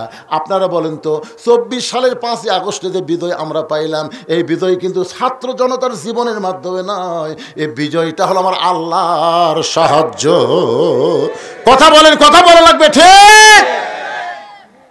আপনি দেখছেন 5ই আগস্টের দিন দেখছেন, ওটা তো ঢাকার কথা ছিল 6 আগস্ট। কয় আগস্ট? 6 আগস্ট না? ঢাকা অ্যাটাক হবে কয় আগস্ট? কিন্তু 5ই আগস্ট কে ডাকালো? বুঝেন না? একদিন আগেই আমি খালি ফেসবুক তুলছি, শালা পলক তো ইন্টারনেট বন্ধ করে দিছে, ভিপিএন দিয়ে চালু করে। 12টা পর্যন্ত একটা লোকও ঢাকাত নাই। এই দিনের 12টা পর্যন্ত একটা লোকও ঢাকাত নাই। আমি চিন্তা করলাম, কে রে, আজকে যদি ছাত্ররা মিস করে, আগামীকাল থেকে আমার ওপর চলবে। আমি মনের দুঃখে মসজিদে গেলাম। মসজিদে যে কোরআন শরীফ পড়তে পড়তে একসময় আমি নিজেই জোহরের আজান দিলাম। আজান দেওয়ার পরে নামাজ পড়ে আসতেছি না, 2টার দিকে আসি। আর বউ বলতে, কে গো মসজিদে কি ঘুমাইলা নাকি? না, ঘুম নাসিনি। আসে দেখি ফেসবুক করে, ওরে বাবা রে, কিরে 12টার সময় একজনও নাই, আর 2টার সময় যে দিকে তাকাই খালি হায় হায়। এক সময় গুলি করতেছিল পুলিশেরা, সে পুলিশেরা ওরকে আশা থেকে ভয় পলালো, আর্মিরা গুলি করবার চায়, ওরকে সাথে যোগ দিল। হায় হায় হায় হায়, কে রে? প্রধান সেনাপতি হাজিরার কাছে দৌড়ে গেল। আর আল্লাহ আল্লাহ, যে হারে আসতেছে এই বন্যা থামানোর কোনো মরদ নাই। যতই গুলি করি ওরা মরবে ঠিকই, কিন্তু ওরা থামবি না। সুবহানাল্লাহ কন না কেন? এ বিজয় মানুষের দ্বারা হয় নাই, এ বিজয় হয়েছে আল্লাহর রহমত। জোরে কোন কথা ঠিক কি না? বাজান একটু মনোযোগ দিয়ে শুনবেন। সাহাবারা বলতেছে, রাসূলুল্লাহ আজকে আলীর কারণে আমাদের যুদ্ধে বিজয় হলো। নবী একটু মনটা খারাপ করলো। কার কারণে? আলীর কারণে। একটা মানুষের নাম শোনার পরে কিছুক্ষণ পরে হযরত আলী দাঁড়াইছে। রাসূল বলে, আলীর খবর কি? বলে, হুজুর এতক্ষণ কি আপনি শোনেননি? তুমি একটু মুখ দে বলো। হুজুর দরজায় হ্যাঁচকা টান মারলাম, হাতের ঢাল হয়ে গেল। কাফের বেঈমান সব যখন পলায় গেছে, এই দরজা রাগ করে ফেলে দিলাম, 80 গজ দড়ি গিয়ে পড়ছে। রাসূল বলতেছে, আলী সত্যি কি তাই? বলে, বিশ্বাস যদি না হয় তাহলে চলেন। আল্লাহর নবী বললেন, চলো যাই। নবীর সামনে সামনে, আলী পিছনে পিছনে। ওই যে দরজা দেখা যাও রে আলী। আলী দৌড়ে গিয়া দরজা তুলবার চাই, নিজেই নড়ে কিন্তু দরজা নড়ে না। হুজুর এই দরজায় হ্যাঁচকা টান দিলাম, ঢাল হলো, এই দরজা ফেলে দিলাম, 80 গজ দড়ি গিয়ে পড়লো। এখন সেই দরজা নিজেই নড়তেছি কিন্তু দরজা নড়ে না। রাসূল বলে, আলী রে, আল্লাহ রাস্তায় যখন কেউ জিহাদ করে তখন মনে করবা সে একলা থাকে না, তার সঙ্গে কে থাকে। তুমি আমরকে যখন শুধু ছুরি লাগাইছা, বাদ বাকি কাম কে করছে? আলী তুমি যখন জিহাদের ময়দানে আল্লাহর জন্য যুদ্ধ করতেছিলা, তুমি যখন দরজাকে ঢাল বানানোর জন্য হ্যাঁচকা টান মারছা, তখন তোমার হাতের সঙ্গে আল্লাহর কুদরতি শক্তির হাত ছিল, এই জন্য তোমার হাতে দরজা ঢাল হয়ে গেল। আলী রে, তুমি যখন দরজা ফাইলা দিছো তখন তুমি একলা দেও নাই, আল্লাহর শক্তি তোমার হাতের সঙ্গে ছিল, এই জন্য 80 গজ দড়ি গিয়ে পড়ছে। এখন তুমি আলী একলা হয়ে গেছো, তোমার সাথে আল্লাহ নাই, এখন তুমি নড়তেছো কিন্তু দরজা নড়ে না। এই জন্য বাতিলের বিরুদ্ধে আমরা যখন জিহাদের ডাক দেব, জিহাদের সৈনিক হব, কখনো মনে করবেন না আমরা একলা আছি ভাইজান, আমাদের সঙ্গে আল্লাহ থাকবে। ওয়া মাকুম আইনা মা কুনতুম। বান্দা তুমি আছো যেখানে, আমি আল্লাহ আছি সেখানে। লিল্লাহি তাকবীর। রে জিদের সামসারা, তোমরা বলতেছ আমার মা খাতুনে জান্নাত। আমার মা শুধু খাতুনে জান্নাত নয়, আমার মা হলো ফাতেমা তো জোহরা। আমি মেয়েদের জন্য 4-5 মিনিট একটু ওয়াজ করবো। আপনারা কি বিরক্ত হবেন ভাই? বিরক্ত হবেন? কারণ আমাদের মায়েরা যদি ভালো না হয়, আমরা ভালো হয়ে কি লাভ? আর মায়েরা তো খুব বেশি আইছে, জায়গায় হচ্ছে না। হ্যাঁ হ্যাঁ, এ কি হলো? ফাতেমা তো জহুরা। জহুরা জহুরা মানে কি রে? এ মুসলমানেরা, আজকে আমাদের ঘরে ঘরে যেটা আছে সেটা কি? ওটা জহুরা। এতে কি মাল! হায় হায়, কারেন্টের ফ্যান বন্ধ করে দিয়ে তাল পাকার বাতাস করতেছে। স্বামী কয়, কে গো, কারেন্ট নাকি আছে তো? তো কারেন্টের ফ্যান বাদ দিয়ে তাল পাকা কেন? কয়, এই ফ্যানই তো আমার সতী। এই ফ্যান যদি আপনাকে বাতাস দেয় তাহলে আমি জান্নাত কেমনে পাবো? এই জন্য ফ্যান বন্ধ করে আমি বাতাস করতেছি। স্বামী কয়, আল্লাহ রে, এটা বউ না রাবিয়া বসিনি রে। কিছুক্ষণ পরে ডান হাতে বাতাস করে আর বাম হাতে স্বামীর মাথার চুল টানতেছে, কপাল টিপা দেয়, ভুরু টানে, পায়ের বুড়াঙ্গুলি ফুটাই দেয়। স্বামী বলে, আল্লাহ, এমন বউ যেন বাংলার ঘরে ঘরে জন্মায়। বউয়ের এরকম খেদমতে স্বামী খুশি হয়ে গেছে। কিছুক্ষণ পরে বউ কাঁদতেছে। স্বামী কয়, কি হচ্ছে গো, কান্দো কে? কান্দার কারণ গো তোমাকে বলবো না। স্বামী কয়, ময়না কো, তুমি আমার এত খেদমত করতেছে, ফ্যান বন্ধ করে পাঙ্কার বাতাস করতেছে, আমার কপাল টিপতেছে, চুল টানতেছে, বুড়াঙ্গুল টানতেছে, ক ময়না ক। না কব না।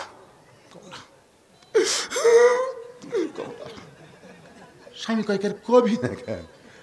ক ময়না ক, কবার তো চাই, কিন্তু আমার কথা কি শুনবেন? আচ্ছা কও, কি কবা কও। তোমার বুড়া বাপ আর বুড়ি মা আমার কলজাতে আগুন ধরে দিছে, আমার কলজার মধ্যে আগুন ধরে দিছে। তুমি যখন চাকরির যাও, ব্যবসার যাও, এই বুড়া বুড়ির ফ্যাসিলিটিতে আমি আর বাড়ি থাকবার পারতেছি না। তুমি যদি তোমার বাপ মায়ের সাথে থাকবার চাও, তা আল্লাহ হস্তে আমাকে বাপের বাড়ি পেটে দাও। আর যদি আমার সঙ্গে জান্নাতের সংসার করবার চাও, এই বুড়া বুড়ি বাদ দেওয়া লাগবি, অমা আড়াই না ইল্লাল বালাক। এখন তুমি কি কবা কো? আমার যা ওয়াজ আসলে তোমাকে শুনে দিলাম, এখন তোমার ওয়াজ। স্বামী চিন্তা করি, তো ভালো ওয়াজ করছে। এমন সময় আল্লাহর কোরআন, ওয়াকাযা রাব্বুকা আল্লাহ তা'বুদু ইল্লা ইয়াহু ওয়া বিল ওয়ালিদাইনি ইহসানা। আল্লাহু আকবার। কোরআন শরীফ সামনে এসে বলতেছে, এই আল্লাহর ইবাদতের পরে বাপ মার প্রতি এহসান কর, দয়া কর, ভক্তি কর। এই যদি বউ তোর মরে দেয়, তুই সকালে মরলে বিকেলে বউ পাবো, তুই বউ ছাড়ে দে, আর কোনো মেয়ের অভাব নেই, আর একটা মেয়ে তোর বউ হবি। কিন্তু যে বাপ মায়ের বিরুদ্ধে তোর বউ ওয়াজ করলো, এই বাপ মা যদি মরে যায় তুই কুড়ি পাবো? তুই ক না, তুই বাপ মা কুড়ি পাবো? তোর বাপ মায়ের বিরুদ্ধে তো ওয়াজ করছিস তোর বউ, এই বউ মরে গেলেও বউ পাবো, ছাড়ে দিলেও বউ পাবো। তুই কোনটা ধরবো রে? যেটা মরে গেলে পাওয়া যাবি না সেটাই ধর, আর যেটা পাওয়া যাবে ছাড়ে দে। ওই তখন লাভ দেওয়া উঠছে, বউ কে এত গরম, তোর ব্যাগ কি আমি গুছা দেবো না তুই গুছাছো? তোর কিসের ব্যাগ? তুই বলে বাপের বাড়ি যাবো, তে তোকে আমি বাপের বাড়ি পাঠাচ্ছি, গাড়ি ডাকবো না, একটা গাড়ি আছে আমার কাছে। বউকে কি গাড়ি গো? বলে 3 তালাকের গাড়ি। তো 3 তালাকের গাড়ি তুলে তোর বাপের বাড়িতে পাঠাবো।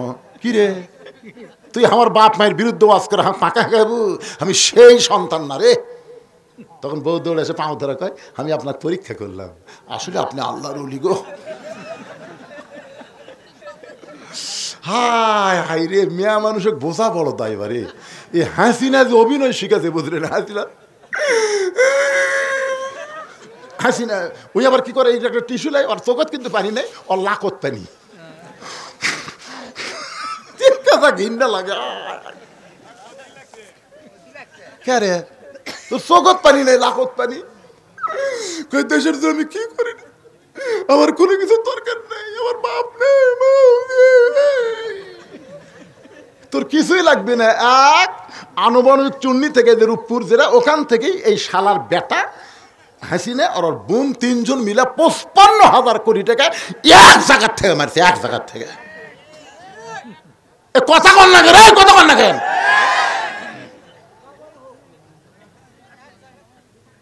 মেয়ে মানুষের অভিনয় জানে না, জানে না, এদের কেন জানে কি জানে না। আমার মা বোনের যারা পর্দার অন্তরে, এই জহুরা মানে কি মা, এইটা আপনাদের শোনানোর জন্য, আমার বাপ জানকে বোঝানোর জন্য বলতেছি। কি ভাই উঠলেন কে ভাই রে? আচ্ছা ঠিক আছে, আমি তো জানি এই মরত ওটার মরত। আপনাকে এলাকাত কখন থেকে বাস করতেছে আপনারা জানেন? আমার এমন একটা মোটর সাইকেল ছিল, দাওয়াত দেওয়ার সময় শর্ত দিতাম, ভাই আমি তো রাতের বেলা আসা পারবো না, মোটর সাইকেল সকালবেলা আমাকে 1/2 মাইল পেলা লাগবে, টাকা যা দেশ দে, কিন্তু মোটর সাইকেল ঠেলা লাগবে, কারণ স্টার্ট লাই না। এই শর্তের পর দাওয়াত দিলে দে। আপনাকে এলাকাতে আছে মোটর সাইকেল নিয়ে, স্টার্ট ধরে না ভাই রে, ঠান্ডায় খেলে জুমে আছে। আমি সেই বক্তারে পাগলা, সেই সময় থেকে আর আমার অসরে একই দোস্ত, ঠিক নাই? আপনাদের বোর্ডের হাট একবার আসছিলাম, পানি হলো, হ্যাঁ সবার জন্য সেই পাইকারি আরো দোয়া হবে আজকে।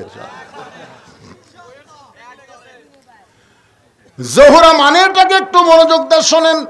গভীর রাত্রে ফাতেমা স্বামীকে বুকের মধ্যে নিয়ে ছোট বাচ্চার মতন কাঁদতেছে। আলী বলে, ফাতেমা এই গভীর রাত্রে আমাকে বুকের মধ্যে নিয়ে কান্দার কারণ কি? ফাতেমা বলে, স্বামী গো, আল্লাহ তাআলা আমার দোয়া কবুল করছে। আলী মুস্কি মুস্কি হাসে, পাগলি নাকি? আল্লাহ তোমার দোয়া কবুল করেছে, শুকরিয়া তান আলহামদুলিল্লাহ বলে আল্লাহর কাছে খুশি হও। ফাতেমা বলে, স্বামী কি দোয়া আল্লাহ কবুল করছে, আপনি কি শুনবেন না? আলী বলে, না বললে কেমনে শুনবো? ফাতেমা বলে, স্বামী গো, আমি দোয়া করেছি আল্লাহ তাআলা পর্দার ভিতরে আমার মৃত্যু দিবে। আলী কয়, কি পাগলি রে, সারা জীবন যে পর্দা মানিছে সে তো পর্দার মধ্যে মৃত্যুবরণ করবে। মা খাদিজা বলেছে, আমার পেট থেকে যখন ফাতেমা জন্ম নিল, আমি তখন তাকায় দেখি ফাতেমা তার ইজ্জতের উপরে 2টা হাত দেয়া দুনিয়াতে ভূমিষ্ঠ হলো। জোরে কর সুবহানাল্লাহ। আমি মা হইয়াও আমার মেয়ের ইজ্জত আমি কোনোদিনও দেখতে পারিনি। কি মনে করছেন ভাই? আহা, জোহরা মানিক, ও মায়েরা একটু মনোযোগ দিয়ে শুনবেন। আলী বলে, ফাতেমা সারা জীবন পর্দার মধ্যে থাকলা, পর্দার মধ্যেই মৃত্যু হবে, আল্লাহ তোমার দোয়া কবুল করেছে, তাহলে কান্দার কারণ কি? ফাতেমা বলে, স্বামীকে কান্দার কারণ হলো এই মৃত্যু কবে হবে আপনি কি শুনবেন না? আলী বলে, ফাতেমা মৃত্যুর খবর দুনিয়ার কেউ বলতে পারে না। ফাতেমা বলে, স্বামী গো, আল্লাহ পাক যদি আমাকে জানায় তাহলে কি জানতে পারবো না? আল্লাহ আমাকে জানাইছে আজকে গভীর রাত্রে ফাতেমার মৃত্যু হবে। গাছের গোড়া কাটলে গাছটা যেমন পড়ে যায়, হযরত আলী তেমনি পড়ে গেলেন ঘরের মাজায়। ফাতেমা মুচকি মুচকি হেসে স্বামীর মাথাখানা উরাতের উপরে নিয়ে কপালে একটা চুমাতে বলে, স্বামী গো, এমন করে আপনি কাঁদবেন না, এই দুনিয়া থাকার জায়গা না, আসলেই যাইতে হবে, আসলেই যাইতে হবে। যারা আমরা এখানে বসে আছি ভাই, আমরা যে যাবো এ ব্যাপারে কোনো সন্দেহ আছে? যখন কোনো সন্দেহ আছে? আসলেই যাইতে হবে। আমার স্বামী, আমি গভীর রাত্রে বিদায় নেব, এই বিদায়ের আগে তিনটা জিনিস আপনার কাছে চাইবো, আপনি কি আমার দিবেন না? আলী কান্দের বলে, ফাতেমা রে, দুনিয়ার জীবনে গরিব ছিলাম বলে তুমি কিছুই চাইলে না, তুমি কিছুই চাও। রাসূল বলেছে, ফাতেমা তুমি যেন আমার আলীরে কষ্ট দিও না। ফাতেমা মাঝে মধ্যে বলতেন, বাবা আপনি আমার আলী কেন কম? রাসূল বলে, ফাতেমা তুই জানিস না মা, দুনিয়ার বহু ধনী যুবক তোকে বিয়ে করবার চাইছিল, আমি তাদের সঙ্গে তোকে বিয়ে দেবার চাইছিলাম, তাদের মধ্যে একজনকে বাছাই করে আমি বিয়ে দেবার চাইলাম, কিন্তু আমি দিবার চাইলে কি হবে রে ফাতেমা, আল্লাহ নিজে ঘটকালি করে এই আলী গরিবের সামনে তোর বিয়ে দিল। আমি সেদিন থেকে বুঝলাম, আল্লাহ যাকে পছন্দ করছে সে তুইয়া মুইয়া মানুষ না, আল্লাহর পছন্দনীয়। তোর এখন সুবহানাল্লাহ। আলী কান্দের বলে, ফাতেমা দুনিয়ার জীবনে গরিব ছিলাম বলে তুমি কিছুই চাইলা না। একদিন গভীর রাত্রে হযরত আলী ঘুম থেকে চেতন পায়া দেখে হাসান হোসেন দুই ভাই ঘুম পাড়তেছে, কিন্তু ফাতেমা ঘরের মধ্যে নেই। আলীর মনের মধ্যে চিন্তা হলো, আমার সন্তান দুইটা ঘুম পাড়ে, আমিও ঘুম পাড়ে, আমাদের ঘুমের মধ্যে রাইকা ফাতেমা কোথায় গেল? দরজায় গিয়ে তাকায় দেখে মরুভূমির মধ্যে কালো চাদর মাথায় দিয়ে খুব জোরে জোরে ফাতেমা হাঁটতেছে। আলীর সন্দেহ হয়ে গেল, আমাদেরকে ঘুমের মধ্যে রাইকে আমার বউ ফাতেমা যাবে কোন জায়গায়? নিরাপদ দূরত্ব পিছনে বজায় রেখে হযরত আলী হাঁটতেছে। নবী যেই ঘরে ঘুমাই ওই ঘরে জানলার পাশে দাঁড়ায় ফাতেমা বলে, বাবা আজকে যদি আমার মা দুনিয়াতে জীবিত থাকতো, মায়ের কাছেই কথা বলতাম, কিন্তু মা খাদিজা দুনিয়া থেকে বিদায় নিছে। বাবা আমার দুঃখের কথা আমি কাকে বলবো? বাবা মেহেরবানি করে একটু দরজা খুলে দেন। আল্লাহ নবী যখন দরজা খুলে দেয়, ওই সময় ফাতেমা ঘরের মধ্যে ঢুকলো। হযরত আলী দৌড়ে গিয়া জানলার কাছে কানটা লাগায় শুনতেছে, দেখি নবীর মেয়ের সাথে কি গল্প করে, আমার বিরুদ্ধে কোনো গল্প হয় কিনা। এইটা শোনার জন্য হযরত আলী যখন কানটা লাগায় দেয়, এমন সময় রাসূল বলে, ফাতেমা তুই একা একা কেন ঘরে ঢুকলি? মা আমার আলীকেও ঘরের মধ্যে নিয়ে আয়। জোরে কান সুবহানাল্লাহ। জানলার কাছে কান লাগায় কি আছে? এ কথা কান কি আছে? রাসূল বলে, ফাতেমা তুই একা একা কেন ঘরে ঢুকলি? মা আমার আলীকেও ঘরের মধ্যে নিয়ে আয়।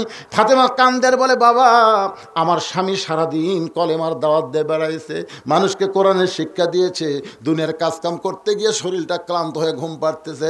আমার হাসানও ঘুমাই, হোসেনও ঘুমাই, তাদের বাপও যখন ঘুমাই, ওই সুযোগ আমি একা একা আপনার কাছে আইছি। বাবা মেহেরবানি করে একটু বাতি জ্বলান, মেহেরবানি করে একটু বাতি জ্বলান। রাসূল বলে, ফাতেমা কি বলবি বল, বলা তাড়াতাড়ি চলে যান। ফাতেমা বলতেছে, বা বহুদিন বলেছি কিন্তু কাম হয় নাই, আজকে একটু বাতি জ্বলান, আমি একটু আপনাকে দেখাবার চাই।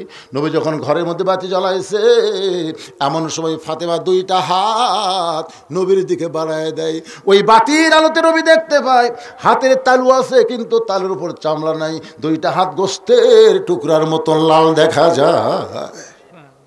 সঙ্গে সঙ্গে নবী ঘরের কোনায়, আল্লাহ তোমার মেয়ে নাই, তোমার সন্তান নাই, তোমার বাপ নাই, তোমার মা নাই, কিন্তু আমি নবী আমার মেয়ে আজকের যে অবস্থায় দুইটা হাত আমার দেখাইছে। আল্লাহ কত ধনী বিয়ে করবার চাইছিল ফাতেমাকে, তুমি ঘটকালি করলা গরিব আলীর সাথে, আমার মেয়ের এই কষ্ট আমি কেমনে সইব আল্লাহ।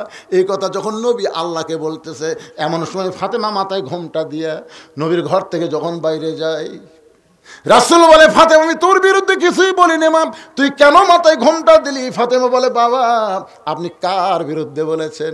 আপনি কি জানেন বাবা, আল্লাহর পরে কাউকে যদি সেজদা দেওয়ার হুকুম থাকতো তাহলে আপনি বলেছেন মেয়েরা তার স্বামীকে সেজদা করবে। ওগো আল্লাহর নবী, এই কথা শোনার পরে ফাতেমা বিশ্বাস করেছি আল্লাহর পরে কেউ যদি ফাতেমার কাছে দামি হয় ওই মহান ব্যক্তি হলো তার স্বামী। আপনি স্বামীর বিরুদ্ধে কথা বলবেন আর আপনার সাহায্যের আমার দরকার নাই। এই বলে ফাতেমা যখন রওনা দেয় হযরত আলী পিছনে পিছনে দৌড়ে আর বলে ফাতেমা রে,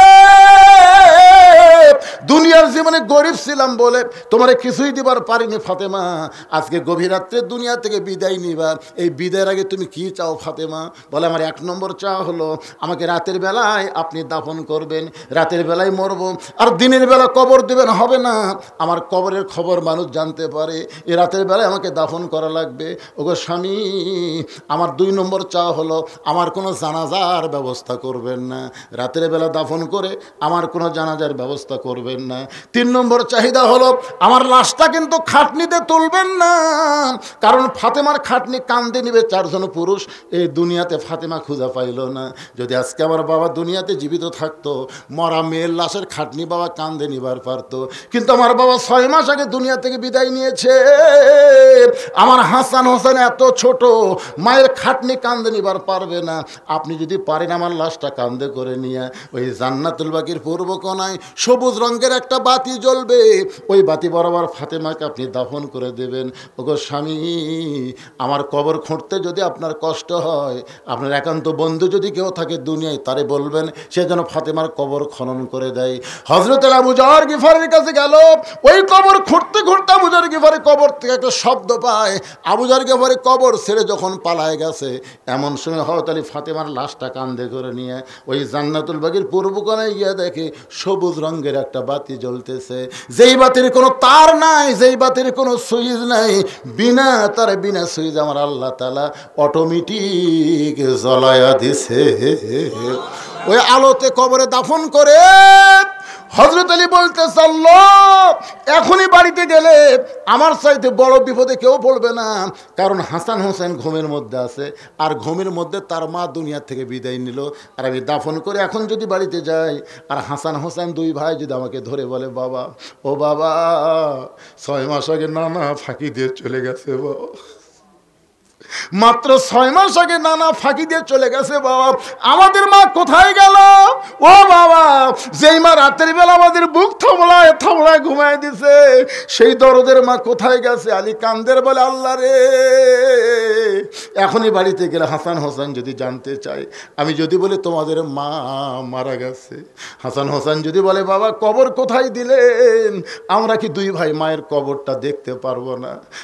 আমি 2 ভাইকে যদি নিয়ে আসি আর কবরের পাশে যদি এরা কান্দে কানতে কানতে যদি সকাল হয়ে যায়, তাহলে মদিনার মানুষ জানতে পারবে হাসান হোসেন যেখানে কাঁদতেছে ওইখানে তাদের মায়ের কবর আছে। আল্লাহ, ফাতেমা বলেছে গোপন আমাকে দাফন করবেন, দূরের কোনো মানুষ যেন না জানে, আমি কি করব আল্লাহ? এই বলে হযরত আলী যখন কাঁদতেছে, ওই অটোমেটিক বাতিটা আল্লাহ লিভায়া দিছে। বাতি যখন নিভে যায়, হযরত আলী আফসালতে দেখতে পায় কয়েকটা পুরাতন কবর দেখা যায়, এইমাত্র ফাতেমার কবর দিয়েছে সেই কবর আর ওইখানে নাই। হযরত আলী পুরাতন কবরের মধ্যে ফাতেমার নতুন কবর খুঁজে পায় না, গোটা জান্নাতুল বাকি দৌড়ে আর বলে ফাতেমার কবর, এখনই কবর দিলাম, সেই কবরটা গেল কোন জায়গায়? কে যেন বলে আলী রে, ফাতেমা পর্দানিশি, আমি আল্লাহ জহুরা ডিগ্রি দিয়া ফাতেমার কবরটাকে কিয়ামত পর্যন্ত পর্দা করে দিয়েছি। জহুরা মানে কি এইটা আমি আপনাদের বলবো। আর হযরত আলী ওই যে ছুরির মুখে একটা আয়াত পড়ে ফুঁক দিছে, ওই আয়াতটা আজকে আপনাদের সামনে বলবো, ওই আয়াত পড়ে আমল করবেন, দরজা খুলে ঘুম পাড়বেন, চোর ভুলেও আপনার বাড়ি ঢুকবি না। লাগবে না আয়াত? লাগবে না? লাগবে না? তো তাহলে শুনবেন না জহুরা মানে কি আর এই আয়াতটা কি? কারা কারা শুনবেন? আল্লাহকে একটু হাত দেখান তো দেখে। হাত নামান। লিমা তাকুলু মা লা তাফালুন। আপনারা কিন্তু শুনবার চাইছেন, এখন না শুনে যদি চলে যান,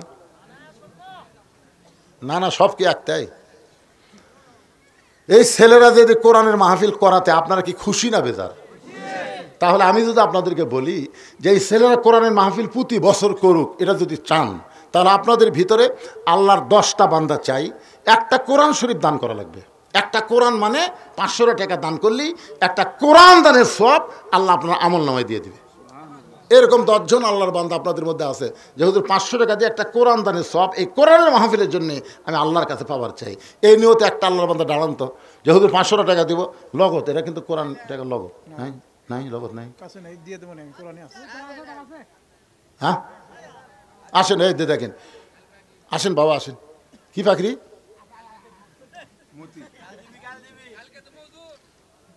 না কাল কাল লগত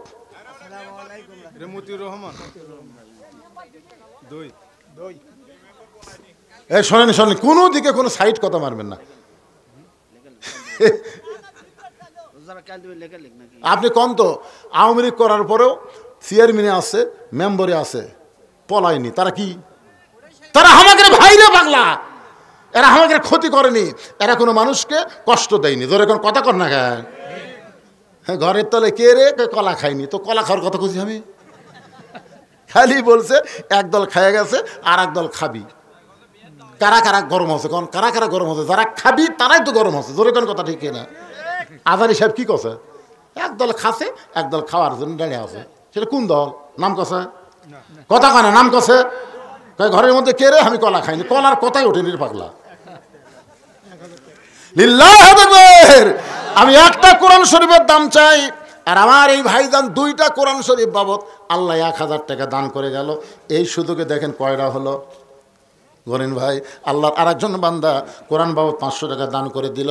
আল্লাহ দানকে কবুল করেন। ছেলেরা খুবই আমাকে বলছে রায়হানুল ইসলাম কোথায়? কুটি আছে রায়হান কুটি? এ বাবা আসো তো ময়না পাখি। আমরা খুব লসে আছি। কিন্তু কিসের লস? এরা কোরআনের মাহফিল করে যে লস খায়, তাহলে গান বাজনা করবি রে? আপনাদের পকেটে টাকা আছে, একটা কোরআন শরীফ দান সবচাইতে বড় দান। একটা কোরআন বাবু 500 টাকা দিয়ে পারবেন না? যার টাকা আছে আল্লাহ যেন 1 বছর ডাক্তারের কাছে না লিয়া যায়। পারে কি পারে না? জোরে কোন? সবচাইতে বড় দান একটা কোরআন। কোরআনের মাহফিলের জন্য একটা 500 টাকা দিবেন, একটা কোরআন দানের সব পাবেন। কেরে পিছন থেকে একজনও চেতে না, কেরে টাকা নাই, বাকি সালে তো বহু দিবেন, পরে আদায় করতে কষ্ট হবে। পাওয়া যাবে? এই লেখলে পাওয়া যাবে রায়হান? এই যে এটা একটা, তার মধ্যে লেখেন, এটা লেখেন। ওই যে ধরেন ধরেন ধরেন। আল্লাহর আরেকজন বান্দা কোরআন শরীফ বাবদ 500 টাকা ধরে বলেন মারহাবা। এই দে মাশাআল্লাহ। আস্তে, হ্যাঁ লেখা লইছে। লিল্লাহি তাকবীর। কে বলে নাই? এই সাইড থেকে চেতিছে রে। ওই ধারে তো একটাও নাই। আপনাকে কি বলছি? উঠা যাওয়া চলবি না, উঠে আসা যাবে না। আমি বলছি উঠা বাড়ির যাওয়া যাবি না। এটি উঠে আসলে ক্ষতি নাই তো, উঠে আসেন। হ্যাঁ আসেন আসেন আসেন। আল্লাহর একজন কোরআন শরীফ বাবদ 500 টাকা দান করলো। আল্লাহ দানকে কবুল করেন, আল্লাহুম্মা আমিন। এই যে এতগুলো আমন্ত্রিত অতিথির নাম দিছে, এরা দিছে কে বাবা? রায়হানুল ইসলাম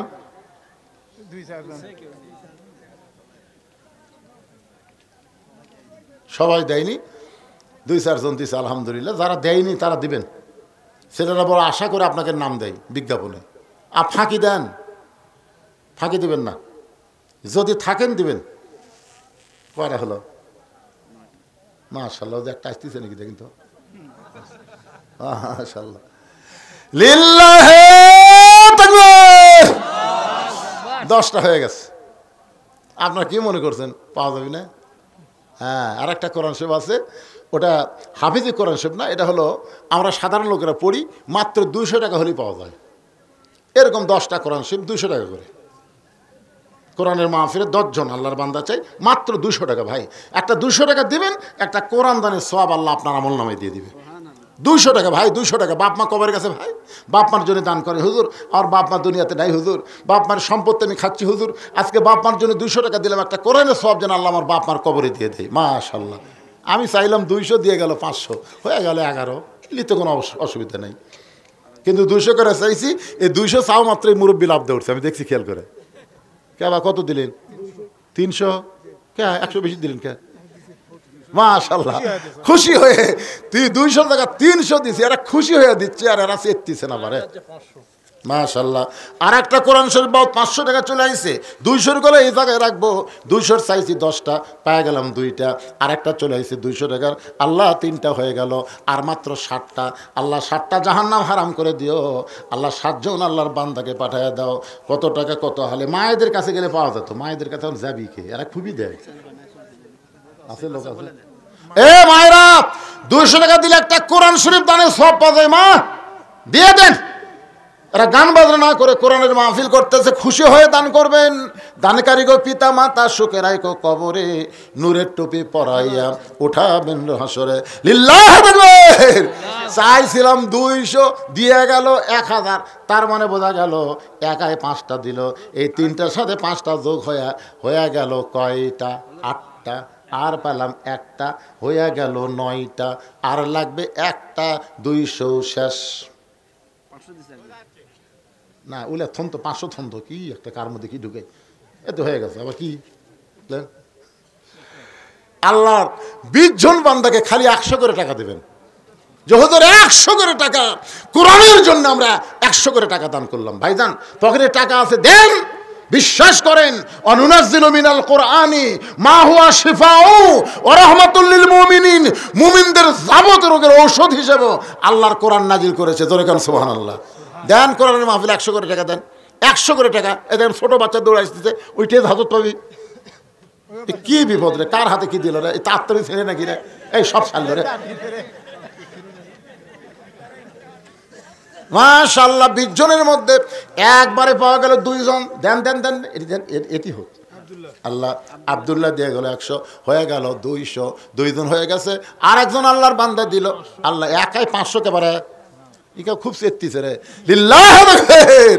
20 জনের মধ্যে একজনই 500 দিয়ে 7 জন হয়ে গেল। আর মাত্র 13 জন লাগবে। ওই টাকা জান রিথন না। আপনি কি বুঝতেছেন? সবাই দেন। কার বেটা? মেম্বরের বেটা। 100 টাকা দিয়ে গেল, হয়ে গেল 8টা। হয়ে গেছে 8টা। আর একজন আল্লাহর বান্দা 100 করে 10টা। আর একজন 200। আল্লাহ আর একজন 200 দিয়ে হয়ে গেল, হয়ে গেছে শেষ। আর একজন 200। মাশাআল্লাহ, সুবহানাল্লাহ। খালি মরদের মধ্যে কামাই হলো রে, মেয়েদের মধ্যে কি হলো রে? 200 100 করে দান করলো। যারাই দান করলো, এখনো যারা করবে, আর গণনার মধ্যে না। আল্লাহ যারাই যে নিয়ত করে দান করবে, আল্লাহ সকলের দানগুলোকে আল্লাহ আপনি জান্নাতের বিনিময়ে কবুল করেন। জোরে বলে আমিন। এ দুনিয়া রবে না কো চিরকাল, একদিন ভাঙবে রে বাজার। কোরআনের মধ্যে একটা আয়াত আছে, যে আয়াতকে বলা হয় আয়াতুল কুরসি। আপনার বলেন তো কুরসি মানে কি? কুরসি মানে কি? চেয়ার। 100 জন মানুষের মধ্যে একজনকে যখন আপনারা চেয়ার দিবেন, সবাই জানে চেয়ারে বসা মানুষটা সম্মানিত মানুষ। কোরআনের যত আয়াত আছে তার মধ্যে আয়াতুল কুরসি হলো সবচাইতে আল্লাহর কাছে সম্মানিত আয়াত। এই আয়াতুল কুরসি পড়ে হযরত আলী ওই ছুরির আগায় ফুঁক দিলেন। আয়াতুল কুরসি পড়ে আপনি বুকে ফুঁক দিবেন, কোনো ভয় ভীতি আল্লাহ আপনার কলিজার মধ্যে রাখবে না। আয়াতুল কুরসি পড়ে এক মুষ্টি বাড়ির মধ্যে ফুঁক দিয়া ওই বালুটা বাড়ির চারিধার ছিটায় দিবেন, চোর ডাকাত আপনার বাড়িতে আসবে না। আয়াতুল কুরসিকে বিশ্বাস করতে হবে, কারণ বিশ্বাসে মিলাই বস্তু তর্কে বহুদূর। বিশ্বাস করা লাগবে ভাইজান। আল্লাহর আরও কিছু বান্দা দান করেছে। আল্লাহ সকলের দানকে আল্লাহ আপনি কবুল করেন। জোরে বলে আল্লাহুম্মা আমিন। জহুরা শব্দের অর্থ হলো মুনি মুক্তা। মুনি মুক্তা কিন্তু উপরে পাওয়া যায় না, পাইতে গেলে কিন্তু ডুবতে হবে। ডুবতে ডুবতে ডুবারু হয়ে এমন একটা জায়গায় পৌঁছে যাবেন, যে জায়গায় গেলে মুনি মুক্তা পাওয়া যাবে। ফাতেমাতুজ জোহরা এমন পর্দানিশী ছিলেন, এমন পর্দানিশী ছিলেন বাজান গো, তাকে আল্লাহ জহুরার সঙ্গে তুলনা করেছে। আপনারা দেখবেন একটা ছাগল নিয়ে যদি আপনাদের এখানে যে জায়গাটা আছে, কি জায়গাটা, বোর্ডের বাজার যদি প্রদর্শনী হয়, একটা ছাগলের প্রদর্শনী হবে, একটা মানুষও কিন্তু সেই ছাগল দেখবার যাবে না। আর যদি বলে হরিণীর প্রদর্শনী হবে, সবাই দেখতে যাবে। ছাগল যেখানে সেখানে ভ্যা ভ্যা করে, এই জন্য মানুষের কোনো আকর্ষণ নাই। আর হরিণী জঙ্গলের মধ্যে গোপনে পর্দায় থাকে, এই জন্য মানুষের আকর্ষণ বেশি। মেয়েরা যত পর্দার মধ্যে থাকবে, আল্লাহর আইন পর্দাকে মেয়েরা যদি গ্রহণ করে নেয়, অকরনা ফি বুয়ুতিকুন্না ওয়ালা তাবাররাজনা তাবাররুজাল জাহিলিয়াতিল উলা। ও মায়েরা, আপনার যত গোপনে থাকবেন, পর্দার মধ্যে থাকবেন, এই জহুরার মতো আমল করবেন, আল্লাহ আপনাদের তত সম্মান বাড়া দিবে, মহারণা নগদ দিবে, একটা টাকাও ডিমান্ড নেবে না। ধরে কোন ঠিক কি না? আমাদের বাংলাদেশে মহারণায় বাকি, ডিমান্ড নগদ। আপনারা বলেন তো, যে বিয়াতে মহারণা বাকি ডিমান্ড নগদ নেয়, এই বিয়া হয়? কথা কয় না বারে। এই বিয়া যে মৌলবি পড়ায় তার কি হবে? মৌলবি জানে যে মহারণা সব বাকি, ডিমান্ড সবই নগদ। এই বিয়ার যারা সাক্ষী হবি তার কি খবর কি? কথা কয় না। এই বিয়াতে যারা বরযাত্রী হবি তার কি খবর কি? একটা শোনেন, একটা খারাপ জিনিস উৎখাত করবার গেলে সর্বাত্মক সহযোগিতা বন্ধ করা লাগবে। জোরে কর কথা ঠিক কি না? প্রত্যেকটা হুজুরের আগে শোনা লাগবে, কে ভাই মহারণার খবর কি? তো কই মহারণা 1 লক্ষ টাকা নগদ, নাকফুল বাবদ 1000, আর ডিমান্ড 3 লাখ, সব নগদ। আপনি মৌলানা ওই বিয়া 300 টাকা না পেলে কি হবে? আপনি খবর আমি পড়াবো না। যে মৌলবীর কাছে যাবি কয় না, মহারণার লগত দিয়ে ডিমান্ড নেওয়া চলবি না, আমি বিয়ে পড়াচ্ছি। যারা বরযাত্রী হবে তারা কয় কি খবরে মহারণা দিব? কয় না ভাই, তা যাচ্ছি না। যা, তোর বিয়া না খালি কি হবে? আলু ভর্তাতে ভাত খামো, তেল লাইতে ঘুম পারবো। তোর কোন কথা ঠিক কি না? তোর সাথে বিয়েতে যে গোস্ত খায়া আমার 3 দিন খালি পায়খানা যাওয়া লাগবে, বারান লাগবে, ঢোকান লাগবে, বারান লাগবে ঢুকি। আজকাল বিয়ে সাথীর খাওয়া ভালো? চিন্তা করে দেখেন, এই যে আপনাকে শিবগঞ্জের আলু ঘাটি খাচ্ছেন আপনারা, আমি তো জানি লিরালা গোস্তর বিয়ের সাথীর মধ্যে আমাকে আলু ঘাটি স্বাদ। একেবারে খাননি আপনারা? খাননি? বগুড়ার আলু ঘাটি ঢাকাত বিক্রি হচ্ছে রে পাগলারা, আমরা সেই মরদ। এখন দই আর নাই, এখন আলু ঘাটি। আয় আয়, কি যে আলু স্বাদ ভাই! খালি অনেক আলুর মধ্যে একটা গোস্তর টুকরা বেলে বলে কি মধু খাচ্ছি রে। ও ও ও সোনাল্লাহ খান। আল্লাহ আজকের এই মাহফিলের বক্তা শ্রোতা সকলকে আল্লাহ কবুল করো। জোরে করো আমিন। আস্তাগফিরুল্লাহ রাব্বি মিন কুল্লি জামবি ওয়া তুবু ইলাইহি লা হাওলা ওয়ালা কুওয়াতা ইল্লা বিল্লাহিল আলিয়্যিল আযীম। আল্লাহুম্মা সাল্লি আলা মুহাম্মদ, আল্লাহুম্মা বারিক আলা মুহাম্মদ। সকলে হাত তুলে আল্লাহুম্মা আমিন। আল্লাহুম্মা আনতাস সালাম ওয়া মিনকাস সালাম, তাবারাকতা ইয়া যাল জালালি ওয়াল ইকরাম। আল্লাহ তাআলা, কঠিন শীতের ভিতরে ল্যাপ্তশোককে বাদ দিয়া তোমার পাগল বান্দারা খেরের মধ্যে বসে, ঠান্ডার মধ্যে বসে আল্লাহ ঘন্টার পর ঘন্টা আলোচনা শুনে রাত 12টার সময় রহমতের দরজায় ফকির হয়ে দোকানে হাত তুলেছে। আল্লাহ মেহেরবানি করে আজকের মাহফিল আমাদের সকলের হিদায়াতের জন্যে, নাজাতের জন্যে, জান্নাতের জন্যে কবুল করো। এই মাহফিলের শুরু থেকে শেষ পর্যন্ত যত আলোচনা হয়েছে আল্লাহ, এর মধ্যে যদি ত্রুটি হয়, ভুল হয়, মাফ করে দাও। এর যা হাদিয়া মঞ্জুর করো। সোনার মদিনায় নবী পাকের রওজা মুবারকে আল্লাহ কবুল করে নাও। তামাম আম্বিয়ায়ে কেরাম, আসহাবে কেরাম, তাবিনী কেরাম, তাবিনী কেরাম, তামাম পৃথিবীর মাটির নিচে যত মুমিন মুমিনাত শুয়ে আছে আল্লাহ, সকলের আরওয়াহ ফরে হাদিয়া কবুল করো। আল্লাহ গো, আমরা যারা হাত তুলেছি, আমাদের জনম দুঃখনী মা যাদের খবরে গেছে আল্লাহ মেহেরবানি করে মায়ের কবরকে জান্নাতের টুকরা বানিয়ে দাও। বাবার বাড়িঘর সবই আছে, দরদের বাবা যাদের কবরের ঘরে চলে গেছে আল্লাহ মেহেরবানি করে বাবার কবরকে জান্নাতের টুকরা বানিয়ে দাও। আমাদের দাদা দাদি, নানা নানি, আত্মীয় স্বজন, শ্বশুর শাশুড়ি যাদের কবরে গেছে আল্লাহ কবরবাসীদের মাফ করে দাও। আল্লাহ এই ভান্ডার পাইকা উত্তরপাড়ার যুব সমাজকে 5 ওয়াক্ত নামাজি হিসেবে কবুল করে নাও। আয় আল্লাহ তাআলা, খাস করে আমার রায়হানুল ইসলাম অত্যন্ত মহব্বতের একটা ছেলে আল্লাহ, নানা নির্যাতনের ভিতরে থেকেও আল্লাহ তোমার কোরআনের সৈনিক ছিল। রায়হানুল ইসলামকে আল্লাহ তুমি কবুল করো, তার পরিবারের প্রতি রহমত বরকত নাজিল করো। আমার রুহুল আমিন ভাই আজকের মাহফিলের সম্মানিত সভাপতি আমার হাফেজ সাহেবকে আল্লাহ তুমি কবুল করে নাও। যে যুবকেরা কষ্ট করে মেহনত করে এত সুন্দর আয়োজন করেছে, এই যুবকগুলোকে আল্লাহ জান্নাতের যুবক, কোরআনের সৈনিক হিসেবে কবুল করে নাও। আজকের মাহফিলে যারা সর্বাত্মক সহযোগিতা করলো, বুদ্ধি দিয়ে, অর্থ দিয়া, সাহায্য দিয়ে আল্লাহ, সকলের এই সাহায্যকে আল্লাহ সর্বাত্মক কবুল করে নাও। আল্লাহ গো, আমরা কোরআন শুধু ওয়াজ শুনবো না, বাংলার জমিনে কোরআনের শাসন দেখতে চাই। একটা বারের জন্য হলো আমাদেরকে দেখার তৌফিক দিয়ে দাও। আল্লাহ আমি গুনাহগার বলে দোয়া ফিরাই দিও না আল্লাহ। এতগুলো মানুষের মধ্যে যা দুই খানাত কবুল করো, সেই দুইটা হাতের ওসিলে আজকের মাহফিলকে আল্লাহ তুমি কবুল করে নাও আল্লাহ। আয় আল্লাহ তাআলা, আমার মা বোনেরা পর্দার অন্তরে বসে বসে ওয়াজ শুনেছে আল্লাহ, আবিদা সালিহা পর্দার সে কবুল করে মা ফাতেমার চরিত্র দান করে দাও। আমি অসুস্থ, আমার মতো অসুস্থ হয়ে যারা হাত তুলেছে আল্লাহ, সবাইকে সুস্থতার নিয়ামত দান করে দাও আল্লাহ। আজকের মাহফিলের সম্মানিত সহসভাপতি, সম্মানিত প্রধান অতিথি, বিশেষ অতিথি, সম্মানিত অতিথি, আমন্ত্রিত অতিথি আল্লাহ সবাইকে কবুল করে নাও আল্লাহ। সুবহান রাব্বিকা রাব্বিল ইজ্জাতি আম্মা ইয়াসিফুন ওয়া সালামুন আলাল মুরসালিন ওয়ালহামদুলিল্লাহি রাব্বিল আলামিন। ওয়া জাল আখিরাতি কালিমাতুন ইনদাল মাউতি। সকলে পড়েন লা ইলাহা ইল্লাল্লাহু মুহাম্মাদুর রাসূলুল্লাহ সাল্লাল্লাহু আলাইহি সাল্লাম। আসসালামু আলাইকুম ওয়া রাহমাতুল্লাহি ওয়া বারাকাতুহু।